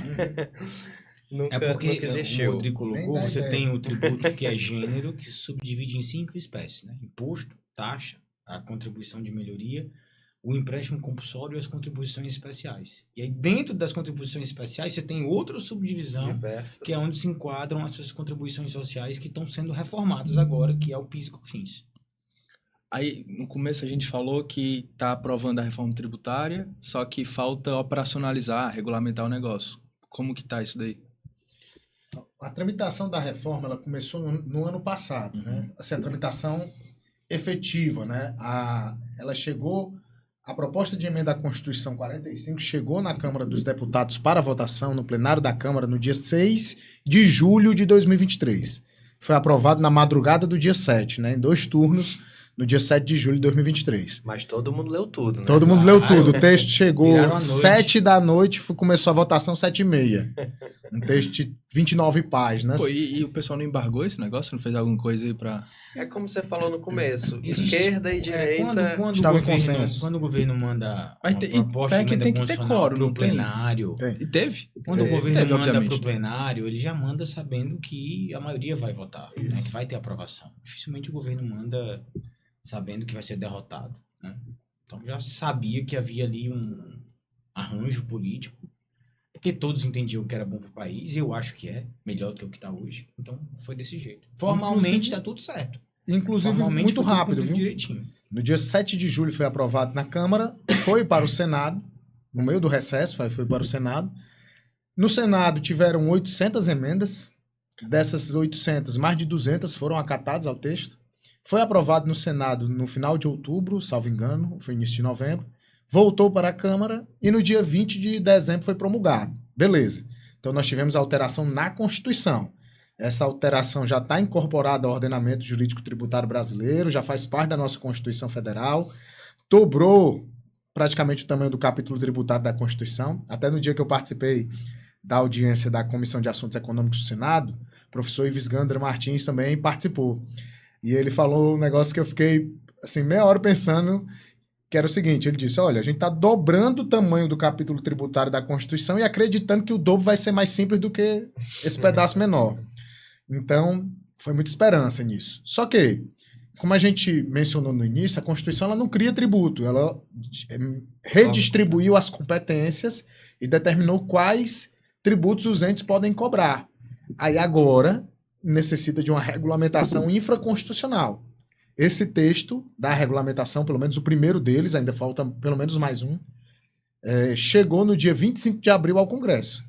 No dia do profissional da contabilidade chegou lá o texto no Congresso Nacional, que é oriundo de um trabalho que foi formatado por 19 grupos, que foi liderado pela administração tributária através do Ministério da Fazenda, 19 grupos formados por técnicos da administração tributária, gente muito boa participou desse grupo, diga-se de passagem, eram quase 300 profissionais participando, mas que faltou bastante a participação da sociedade civil, né?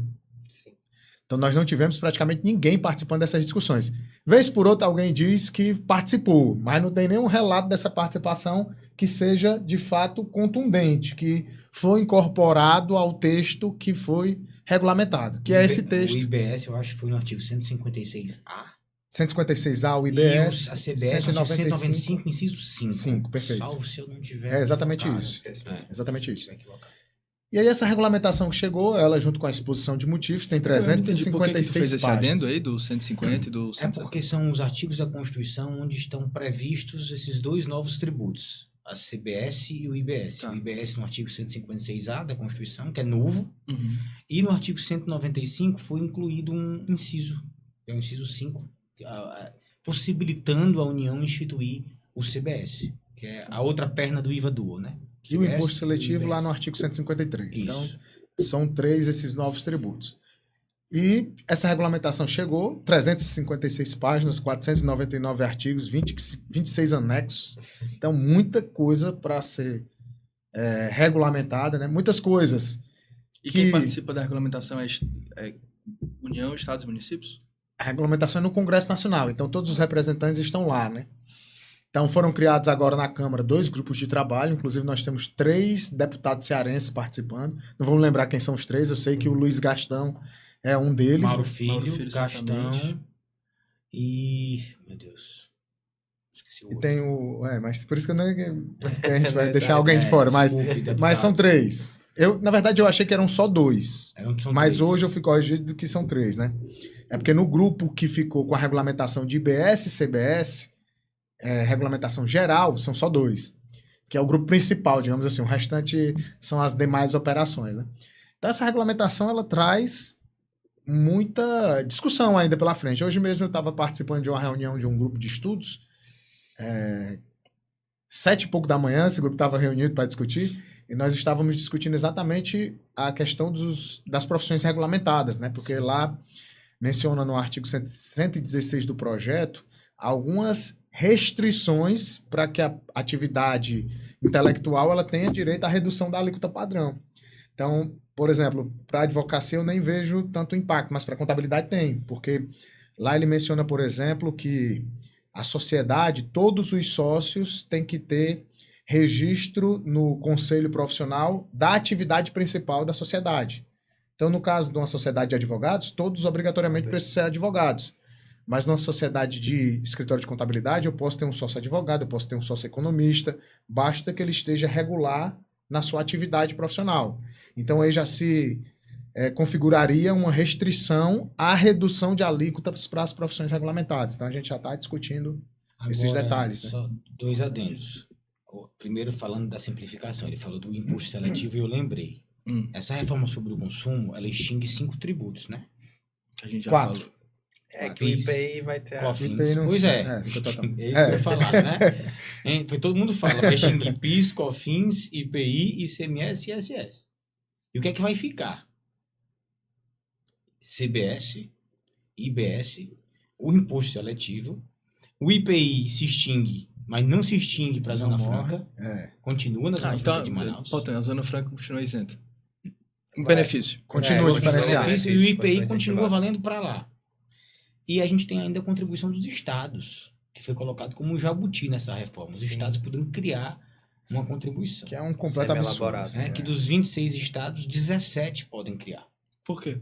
Porque 17 Porque só não todos. poderia, porque essas contribuições, elas vieram, né, na reforma para substituir os chamados fundos que alguns estados têm. Né? Aqui no Ceará a gente tem alguns fundos, né, como por exemplo o FECOP, Fundo de Combate à Pobreza, Fundo de Estímulo a não sei o quê, Fundo de não sei o quê. Então, dos 26 estados do Distrito Federal, 17 tinha esse tipo de fundo e foi negociado isso. Olha, além do ICMS, né, eu já não vou ter autonomia, vou perder também a arrecadação dos fundos. Então, deixa a gente criar aqui uma contribuição para substituir esses fundos e esses estados vão ter essa competência para criar essas contribuições. Então, eu estou falando da extinção de 5, na verdade, extinção de 4, porque o IPI continua, para a criação de 4. Então, assim, Com a manutenção do IPI, né? com a manutenção do IPI. Estou considerando que o IPI não vai ser extinto. Então, assim, em número de tributo, em quantidade, 6 por meia dúzia. 6 por meia dúzia. E em relação à questão da regulamentação, você tem 3 eixos aí para tratar na regulamentação. Esse a qual o Felipe se referiu é exatamente a regulamentação do CBS e do IBS. Que é a lei que já está aí, complementar, com 500 artigos, tudo certo. Outros 2 eixos que precisam ser regulados na reforma, a questão do contencioso administrativo tributário. Já que vocês 3 trabalham com contencioso, né? Mas aqui é contencioso administrativo, né? Quando o contribuinte ele é autuado por algum ente fiscal e ele apresenta sua defesa, e essa defesa ela tramita num órgão chamado contencioso administrativo, numa estrutura chamada contencioso administrativo. E também a questão da lei para regular os fundos de compensação regionais dos estados que vão ser criados pelo fato da extinção dos incentivos fiscais. Vai ser criado esse fundo para compensar tanto os estados que vão perder com os incentivos fiscais, quanto os estados que vão perder com a regra da tributação do destino. Sim. Então, essa aí já está pronta, mas ainda faltam mais 2 leis. Essa dos fundos de compensação, inclusive, vai ser lei ordinária. Mas a do contencioso, lei complementar, se eu não estiver enganado. Então, já tem uma pronta e tem mais 2 no forno. Eu, inclusive, li há alguns dias uma matéria que diz que o texto, inclusive, já está pronto. Mas Esses faz outros tempo que dois, ele está pronto. Passando, isso foi de... Faz desde bastante março, eu tempo. acho. Na verdade, essa regulamentação Passando ela por um tava ajuste final e agora... boa parte né, pronta. Nesse segundo ponto aí que o Teixeira colocou, qual é o motivo de muita preocupação, né? A reforma tributária, de fato, ela traz essa preocupação de que tem que haver mudanças no processo administrativo fiscal, isso está na Constituição, mas por que que isso precisa ser melhor debatido? Porque quando a gente pensa no IBS, na CBS, que a gente tanto já falou aqui, a gente tem que eles são como se fossem irmãos gêmeos univitelíneos. Eles vão ter o mesmo fato gerador, base de cálculo, regras de creditamento, regimes específicos, então eles vão ser basicamente idênticos. Aquele arranjo que eu mencionei no início, a só muda a diferença... destinação da receita, exatamente. E Um vai para a pequenos União, pontos ali, alguns detalhezinhos muito pequenos. isso. Então, assim, quando a gente tem esses dois tributos idênticos, há uma preocupação de como é que haveria os conflitos existentes a partir de cada tributo. Exemplifico. Se para a CBS for mantida, por exemplo, a fiscalização pela Receita Federal e no IBS tiver lá um órgão específico do Comitê Gestor do IBS, esses fiscais eles podem ter... Podem não, certamente eles terão Certamente. interpretações diferentes e a Receita vai entender por autuar certa infração no entendimento dela cometido e o Comitê do IBS não. Quando a gente vai avançando, Por que não unifica? Não fica todos... essa é a preocupação que tem que Nós ter. não sabemos ainda o que vai acontecer em relação a Mas isso. por que seria diferente? A gente poderia voltar para aquela questão do Pacto Federativo, né? Porque hoje já existe uma estrutura de contencioso nos estados, municípios e União, né? Cada um tem Tem a os seus sua. contenciosos. Cada um. Ah, é porque um é municipal, o outro é estadual. Mas por que seria diferente? Porque a gente pode interpretar a mesma legislação de formas muito diferentes. Isso. Isso E acontece com muita frequência, inclusive. né? Sim. E as decisões, Ora, mas se nem o CAF se consequentemente... entende com a Receita dá uma solução de consulta, o CAF vai e tem outro entendimento acerca de um tema, tudo bem que são órgãos vinculados e Diferente. independentes, mas Sim. os dois vinculados ao Ministério da Fazenda. E Sim, não se entendem, quanto mais um órgão aqui no Estado e o outro na União. perfeito. Mas até para fechar o Brasil. raciocínio, então a gente vai ter interpretações divergentes já do início, autuações diferentes, decisões diferentes no âmbito dos contenciosos administrativos, isso se a gente manter uma estrutura, de certo modo, parecida com a que temos hoje, né? E quando a gente pensar no judiciário, esses processos eles também vão caminhar em searas diferentes. Porque quando a gente está tratando da CBS em nível federal, isso tramita na Justiça Federal, e quando a gente pensar no IBS, essas discussões tramitarão na Justiça Estadual, que não se comunicam nas primeiras instâncias. Então aqui a gente pode ter novas rupturas nesses tributos, recursos, Tribunal de Justiça de um lado, Tribunal Regional Federal de outro lado. Mais uma vez, rompendo a igualdade entre esses dois tributos que nasceram para ser iguais, para que esses conflitos, aí sim, entre TJs e TRFs, enfim, pudessem ser equalizados e olhe lá apenas no âmbito dos tribunais superiores. Então, assim, eu acho que o processo administrativo, e aí, consequentemente, o judicial ele tem que ser pensado com muito cuidado no âmbito dessa reforma tributária, porque senão a ideia é criar dois tributos idênticos, mas que amanhã eles já podem estar sendo completamente diferentes. Devido à mesma preocupação. Se nós pararmos para pensar no Simples Nacional, nós temos diversas interpretações diferentes da mesma aplicação no âmbito da Receita Federal e o município entende de uma coisa, a Receita entende de outra, então todo mundo fiscalizando o mesmo tributo, em tese, né? Não é um tributo simples, é um regime, mas o pagamento é único. Então tem interpretações muito diferentes. Eu não tinha nem É isso pensado que a gente vai ter que tanto ver nesse aspecto, viu, Rodrigo? se, por exemplo, a questão da fiscalização vai ser hoje como é pro Simples, né? Uma competência concorrente, digamos assim. Né? Se todo mundo vai poder fiscalizar e se vão se manter os contenciosos atuais dos estados e municípios e de repente o CARF vira realmente uma esfera de recurso, final de recurso, não sei, né? Tem Não que sei. ser desenhado. Vamos esperar o que vem aí e como está sendo pensado pelas pessoas que estão à frente lá em Brasília. Mas que vai ter uma reformulação muito significativa do contencioso administrativo, isso aí não tenha dúvida. Não há dúvidas. Não há dúvidas. Guerra, pode até falar da manutenção do Simples Nacional, né? Como é que vai ficar, como é que são as possibilidades, aí também é um tema importante. Perfeito. Uma das promessas, né, e algo que vem sendo assim fortemente veiculado é que não tem mudança no Simples. Então, as pequenas e médias empresas que optam pelo Simples Nacional, a forma como elas pagam tributo permanece inalterado. E, de fato, se nós pegarmos a proposta de lei complementar, e lá já tem os anexos do Simples Nacional para 2028, 29, 33, lá já tem os anexos todos. Se você fizer cálculo, você vê que o valor do tributo não muda, né? Só que, qual é que é a questão? Não muda se eu olhar para a empresa do Simples de forma isolada. Isso. Se eu olhar somente para ela e dizer, olha, hoje eu pago R$1.000 e vou continuar pagando R$1.000. O problema é que está sendo impactado o ambiente de negócios em que a empresa do Simples está inserida. Então imagina que você tem uma empresa, André, que não é do Simples, só que o teu fornecedor é do Simples. E tu tem um concorrente desse teu fornecedor que não é do Simples. Se tu comprar do concorrente, tu vai ter um crédito maior. Se tu comprar da empresa do Simples, tu vai ter um crédito menor. Qual vai ser teu estímulo de comprar da empresa do Simples? E aí os Simples vão todos querer virar Vão querer. limitados. sei lá. Esse ponto é importante, só Isso para vai ter que explicar. virar um ponto para planejamento tributário também. É, Vai ser porque mais um ponto para se analisar. Existe quem defenda, viu, Rodrigo? Só para complementar. Existe quem defenda que esse é um ponto positivo. Porque há quem defenda o seguinte: não, mas se esse aqui tá pagando, o crédito dele é menor, significa que o seu desembolso no primeiro momento é menor. Então, para o teu fluxo de caixa, talvez isso seja bom. Tá, mas eu tô olhando de forma muito imediatista. Eu vou ter que pagar esse tributo no final do mês. Então, Em relação ao ICMS, a gente já tem essa vedação da transferência do crédito em relação ao que foi efetivamente recolhido. O problema verdade. aí é PIS/COFINS e PIS/COFINS. IPI. É. Né? PIS/COFINS principalmente, né? Principalmente, que a alíquota é maior. não sei se ficou claro, André, o porquê de que seria desestimulante comprar do Simples Nacional, né? Porque normalmente as alíquotas do Simples, elas são menores. Então, o Guerra, ao comprar de ti, ele se creditaria aquilo que a gente vinha conversando sobre a alíquota baixinha do Simples Nacional. Já se ele comprar do Rodrigo, que está fora do Simples, aí ele se creditaria lá do IVA de 26,5%, como a gente estava supondo. O ponto só que a reforma justamente tentou minimizar isso foi que ela permitiu aí para o Simples Nacional Tá.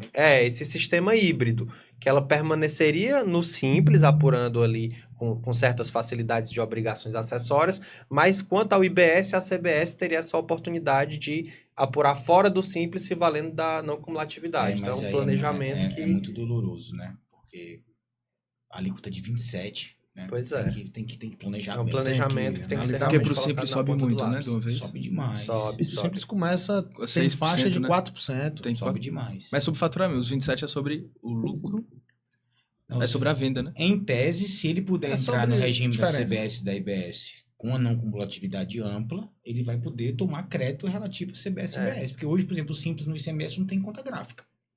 Ele nem Sobre toma o crédito no É porque Simples. são só 4%, são Ele não 4, ele não 6%, toma né? crédito. Sobre Começa faturamento. com 4, vai para 6, vai para 8, pode chegar tem até... a- O piso é 11, não? Não. O teto.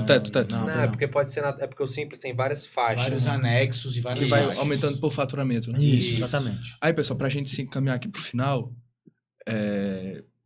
Passou rápido demais. eu queria que 96, viu? cada um desse aí, não é o final, caminhando pro final, que cada um de vocês desse, tipo, cara, eu acho que essa reforma, ela é boa por isso, e essa reforma é insuficiente nesses pontos aqui. Um resumão rapidinho aí. Tá, vamos lá. Diferentes, né? Vocês vão pensando aí Vou nas começar respostas então. do outro. Vai sobrar a bola, problema para vocês. Mas assim, essa reforma ela é boa em que aspecto, né? É um exercício que, como eu sou um crítico de alguns pontos ali, é difícil até da gente levantar, mas ela é boa nesse sentido de busca de uniformidade nesses tributos, né? Hoje eles são tributos onde nós temos uma base de incidência muito fragmentada. Se você pensa em indústria é uma coisa, se você pensa em comércio é outra, se você pensa em serviço é outra. Então a gente tem aí pelo menos uma tentativa de uniformização dessa base. Então esse é um ponto já positivo. A expectativa de nós vermos de fato uma simplificação no cumprimento das obrigações acessórias também é um ponto esperançoso, né? Que traz ali uma luz para a gente, porque hoje o custo de conformidade, o custo oculto de conformidade tributária é muito alto. E muitos contribuintes não fazem a menor ideia disso. Então, é um ponto positivo também. O fato de nós buscarmos uma maior transparência no sistema tributário também vejo como positivo, né? As pessoas vão ter mais consciência de quanto de fato elas pagam de tributos, uma vez que o tributo será por fora do preço. Então, isso tende a ser positivo. Aquele cálculozinho que vem na nota fiscal não é muito... É muito estimado. Muito genérico. Muito genérico, é difícil. É difícil até para quem faz esse difícil, cálculo. É difícil demais. É muito difícil. Porque como tem a questão dos créditos, se não cumulativos, na hora da emissão da nota, Não eu dá não para tenho saber. como dizer exatamente qual foi a carga suportada na venda daquela mercadoria, porque eu só vou apurar isso Lá na frente. lá na frente, no mês seguinte. A depender do tributo até trimestralmente. Então, assim, eu não tem como. É difícil. Então, essa maior transparência é um ponto positivo também. Agora, de pontos negativos, né? São muitos também. Tá, mas... A falta de discussão mais técnica a respeito desse texto, porque o que é que acontece? Nós falamos um pouco sobre isso aqui. Já existia uma, digamos assim, um avançado da proposta já bem desenhado.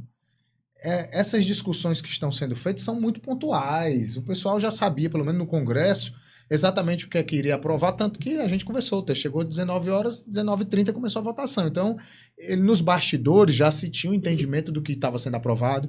Eu mencionei agora há pouco, nós tivemos uma discussão de reformulação que contou pouco com a sociedade civil, então esse é um ponto que acaba sendo muito criticado por todo mundo.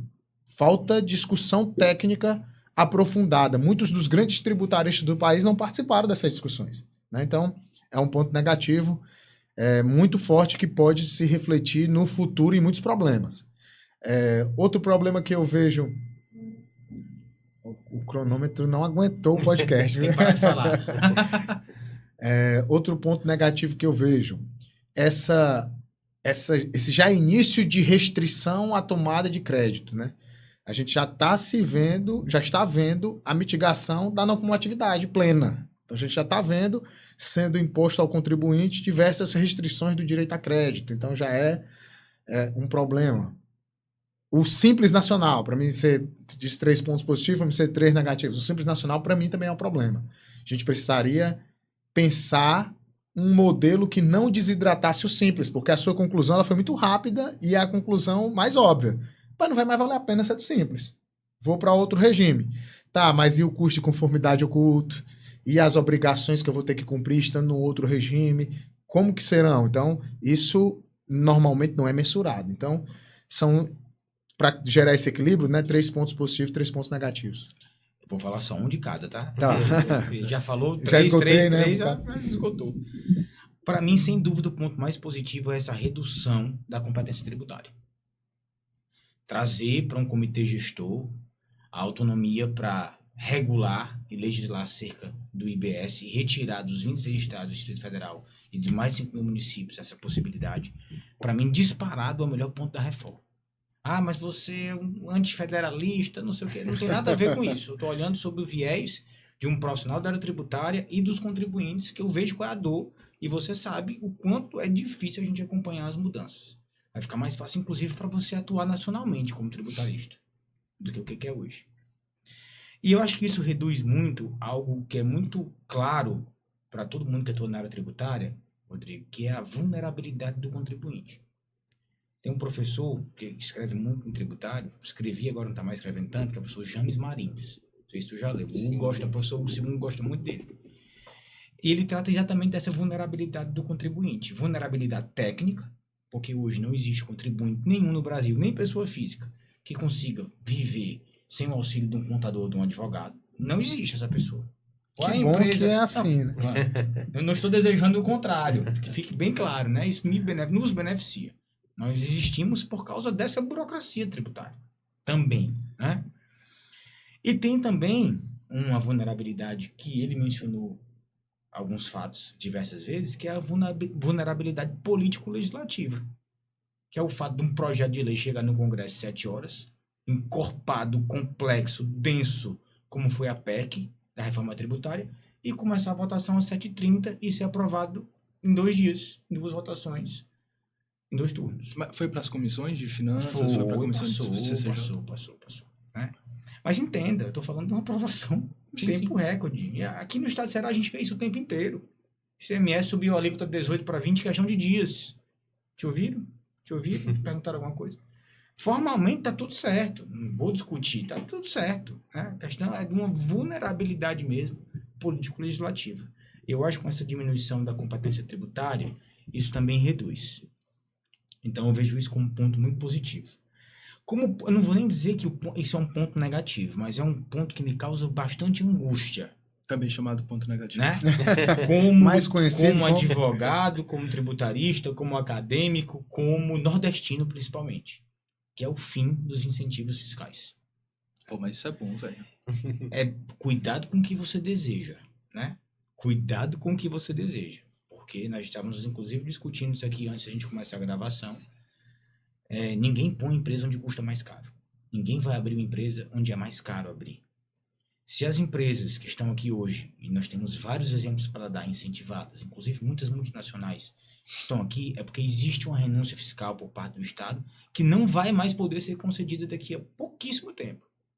Estou falando, 2033 já não tem mais ICMS, 27 não tem mais PIS e COFINS, né? Então, assim, como que vão ficar os estados, principalmente o norte, do sul e sudeste, vão ter uma perda na questão da regra da tributação no destino. Tudo bem, mas esse pessoal tem infraestrutura de qualidade, tem mercado consumidor próximo, tem portos, aeroportos, ferrovias, rodovias muito mais estruturadas do que nós e, consequentemente, uma rede de fornecedores 10 vezes mais estruturada.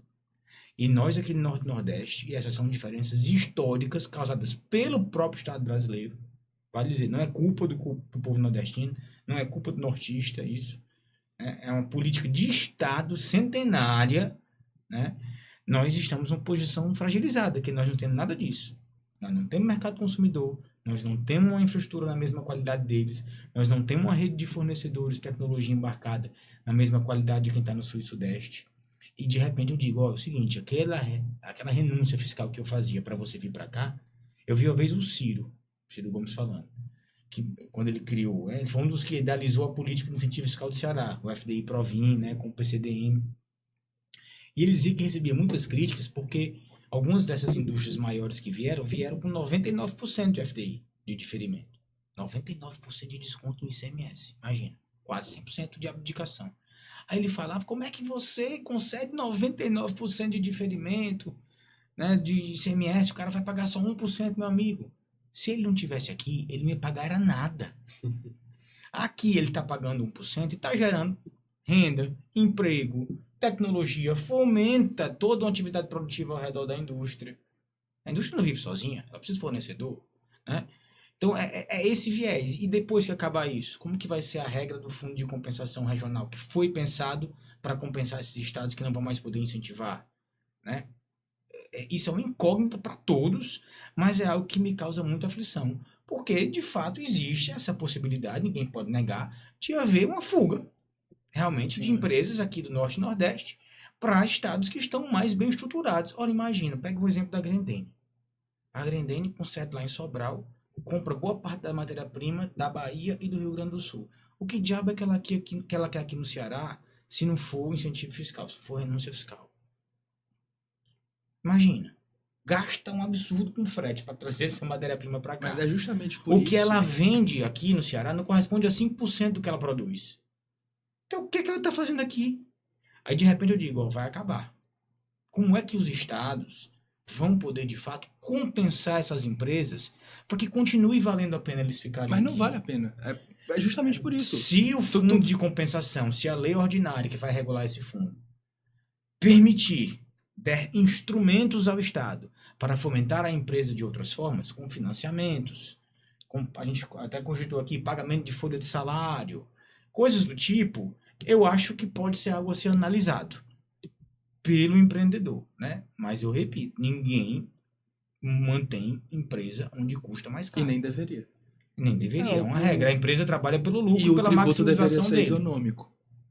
Mas assim, Mas eu entendo isso é uma que, visão que essa visão... econômica muito, digamos assim, onde a gente tivesse uma baliza de equilíbrio entre a diversidade regional.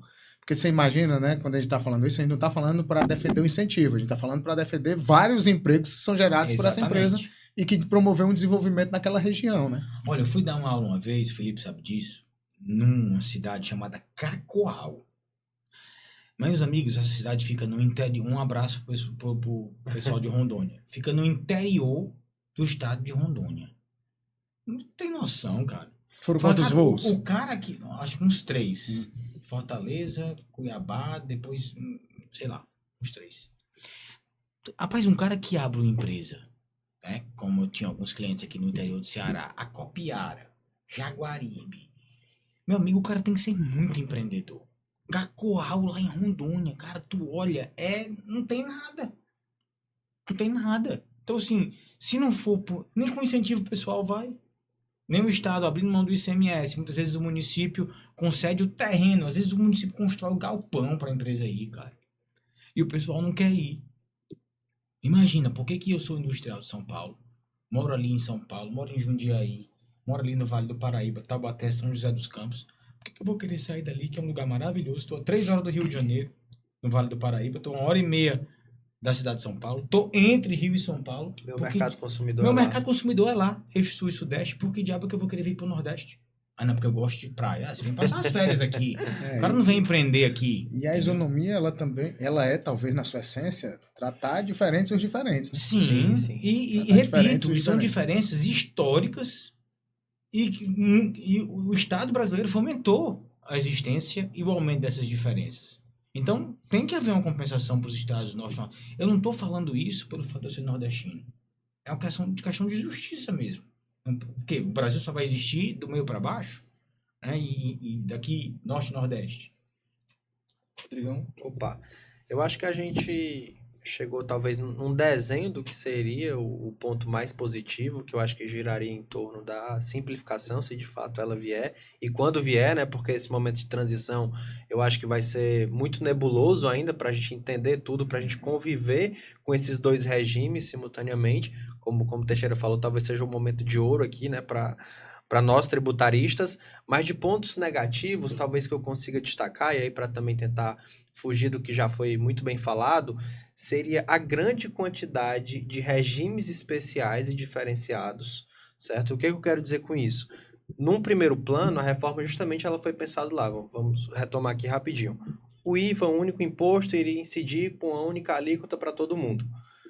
Com o avançar da reforma, a gente teve a segregação, IBS, CBS, mas mais do que isso, cada entidade, cada classe, e aqui eu me incluo, né, o setor de serviço intelectual, como a advocacia, conseguiu também incluir uma exceção, mas diversos segmentos eles foram tendo regimes diferenciados. E isso vai gerar uma distorção nessa simplificação, porque não vai ser mais só 2 alíquotas, né? Na verdade, a CBS vai ter a sua alíquota, mas para alguns produtos de saúde, um pode ter isenção de 100%, outro pode ter uma redução de X%. Então, a gente vai voltar com algumas dificuldades em relação a isso. E enquanto eu favoreço um setor, por outro lado, eu estou onerando o outro. Quanto mais exceções, maior vai ser a alíquota modal. Modal, exatamente. Então, eu vejo como esse um grande ponto desfavorável. E um segundo, que na verdade é mais um ponto assim, de atenção, acabamos não tendo tempo de conversar sobre ele, mas vale até um episódio só sobre, que é o imposto seletivo. Né? Então, o imposto seletivo, que se popularizou aí com o nome de Sintax, né? Em analogia ao norte-americano Imposto sobre o Pecado, como chamava, ele vai incidir sobre bens nocivos ao meio ambiente ou à saúde. E aí a gente volta com alguns questionamentos, né? Até que ponto, e aí é uma problemática talvez muito além do jurídico, a gente vai delegar para os nossos representantes nos dizer o que é um bem nocivo à saúde. Né? Já dentre os projetos citado bebidas açucaradas. Então a gente tem, digamos, muito provavelmente uma Coca-Cola normal pode ter essa tributação mais onerada. Mas se a gente pensar também que normalmente a Coca-Cola é quem está nos almoços de família e tal, mesmo de pessoas de baixa renda, a gente tem um princípio tributário que foi posto, que é essa observância ao meio ambiente, mas por outro lado talvez a gente tenha também a justiça tributária sendo violada nesse aspecto. Só para citar mais um exemplo, a gente tem os veículos, né? Então, a gente cita, quer dizer então que o meu Calhambeque antigo ou o meu Golzinho vai poder ter uma tributação mais alta do que um carro elétrico. Que polui menos, vai ser incentivado. Isso. Já é para normalmente... Cadê o princípio da capacidade contributiva? Exatamente. Né? Porque o carro elétrico, em tese, tem mais dinheiro. Né? Então, é complexo. Então, é uma preocupação realmente que eu coloco aqui para fechar. É por isso que a gente diz que... A gente citou aqui alguns pontos controversos, mas imagina quantos outros não vão surgir durante a prática e quantas oportunidades os profissionais da área tributária, sejam eles advogados, contadores, administradores, enfim, vão ter diante desse novo cenário. Agora, o que é certo é que só vai poder aproveitar isso quem estiver estudando. Quem estiver assistindo o podcast do André, né, pode saber. Quem estiver realmente ligado, plugado. Né? O Felipe costuma dizer que agora a corrida começou do zero. Sim, né? Eu sim. não vou dizer que foi do zero, porque quem tem uma bagagem, né, já Memória ajuda muscular, muito. né? Já ajuda muito. Mas, de fato, é uma oportunidade aí para quem está iniciando agora na vida tributária, né? Começando a advogar, começando a atuar como contador na área fiscal, como consultor, realmente conseguir emplacar aí uma carreira, porque tem muita oportunidade pela frente. Perfeito. Pessoal, obrigado pelo tempo, obrigado por terem vindo. Difícil conciliar 3 agendas ao mesmo tempo, mas a gente conseguiu. Agradeço mesmo aí a presença de cada um. Pessoal, é isso. Esse episódio vai ficando por aqui. Quem gostou, comenta e façam aquelas coisinhas de sempre. Curte, comenta, compartilha. Vocês já sabem fazer. Um abraço, pessoal. Até a próxima. Semana que vem tem mais.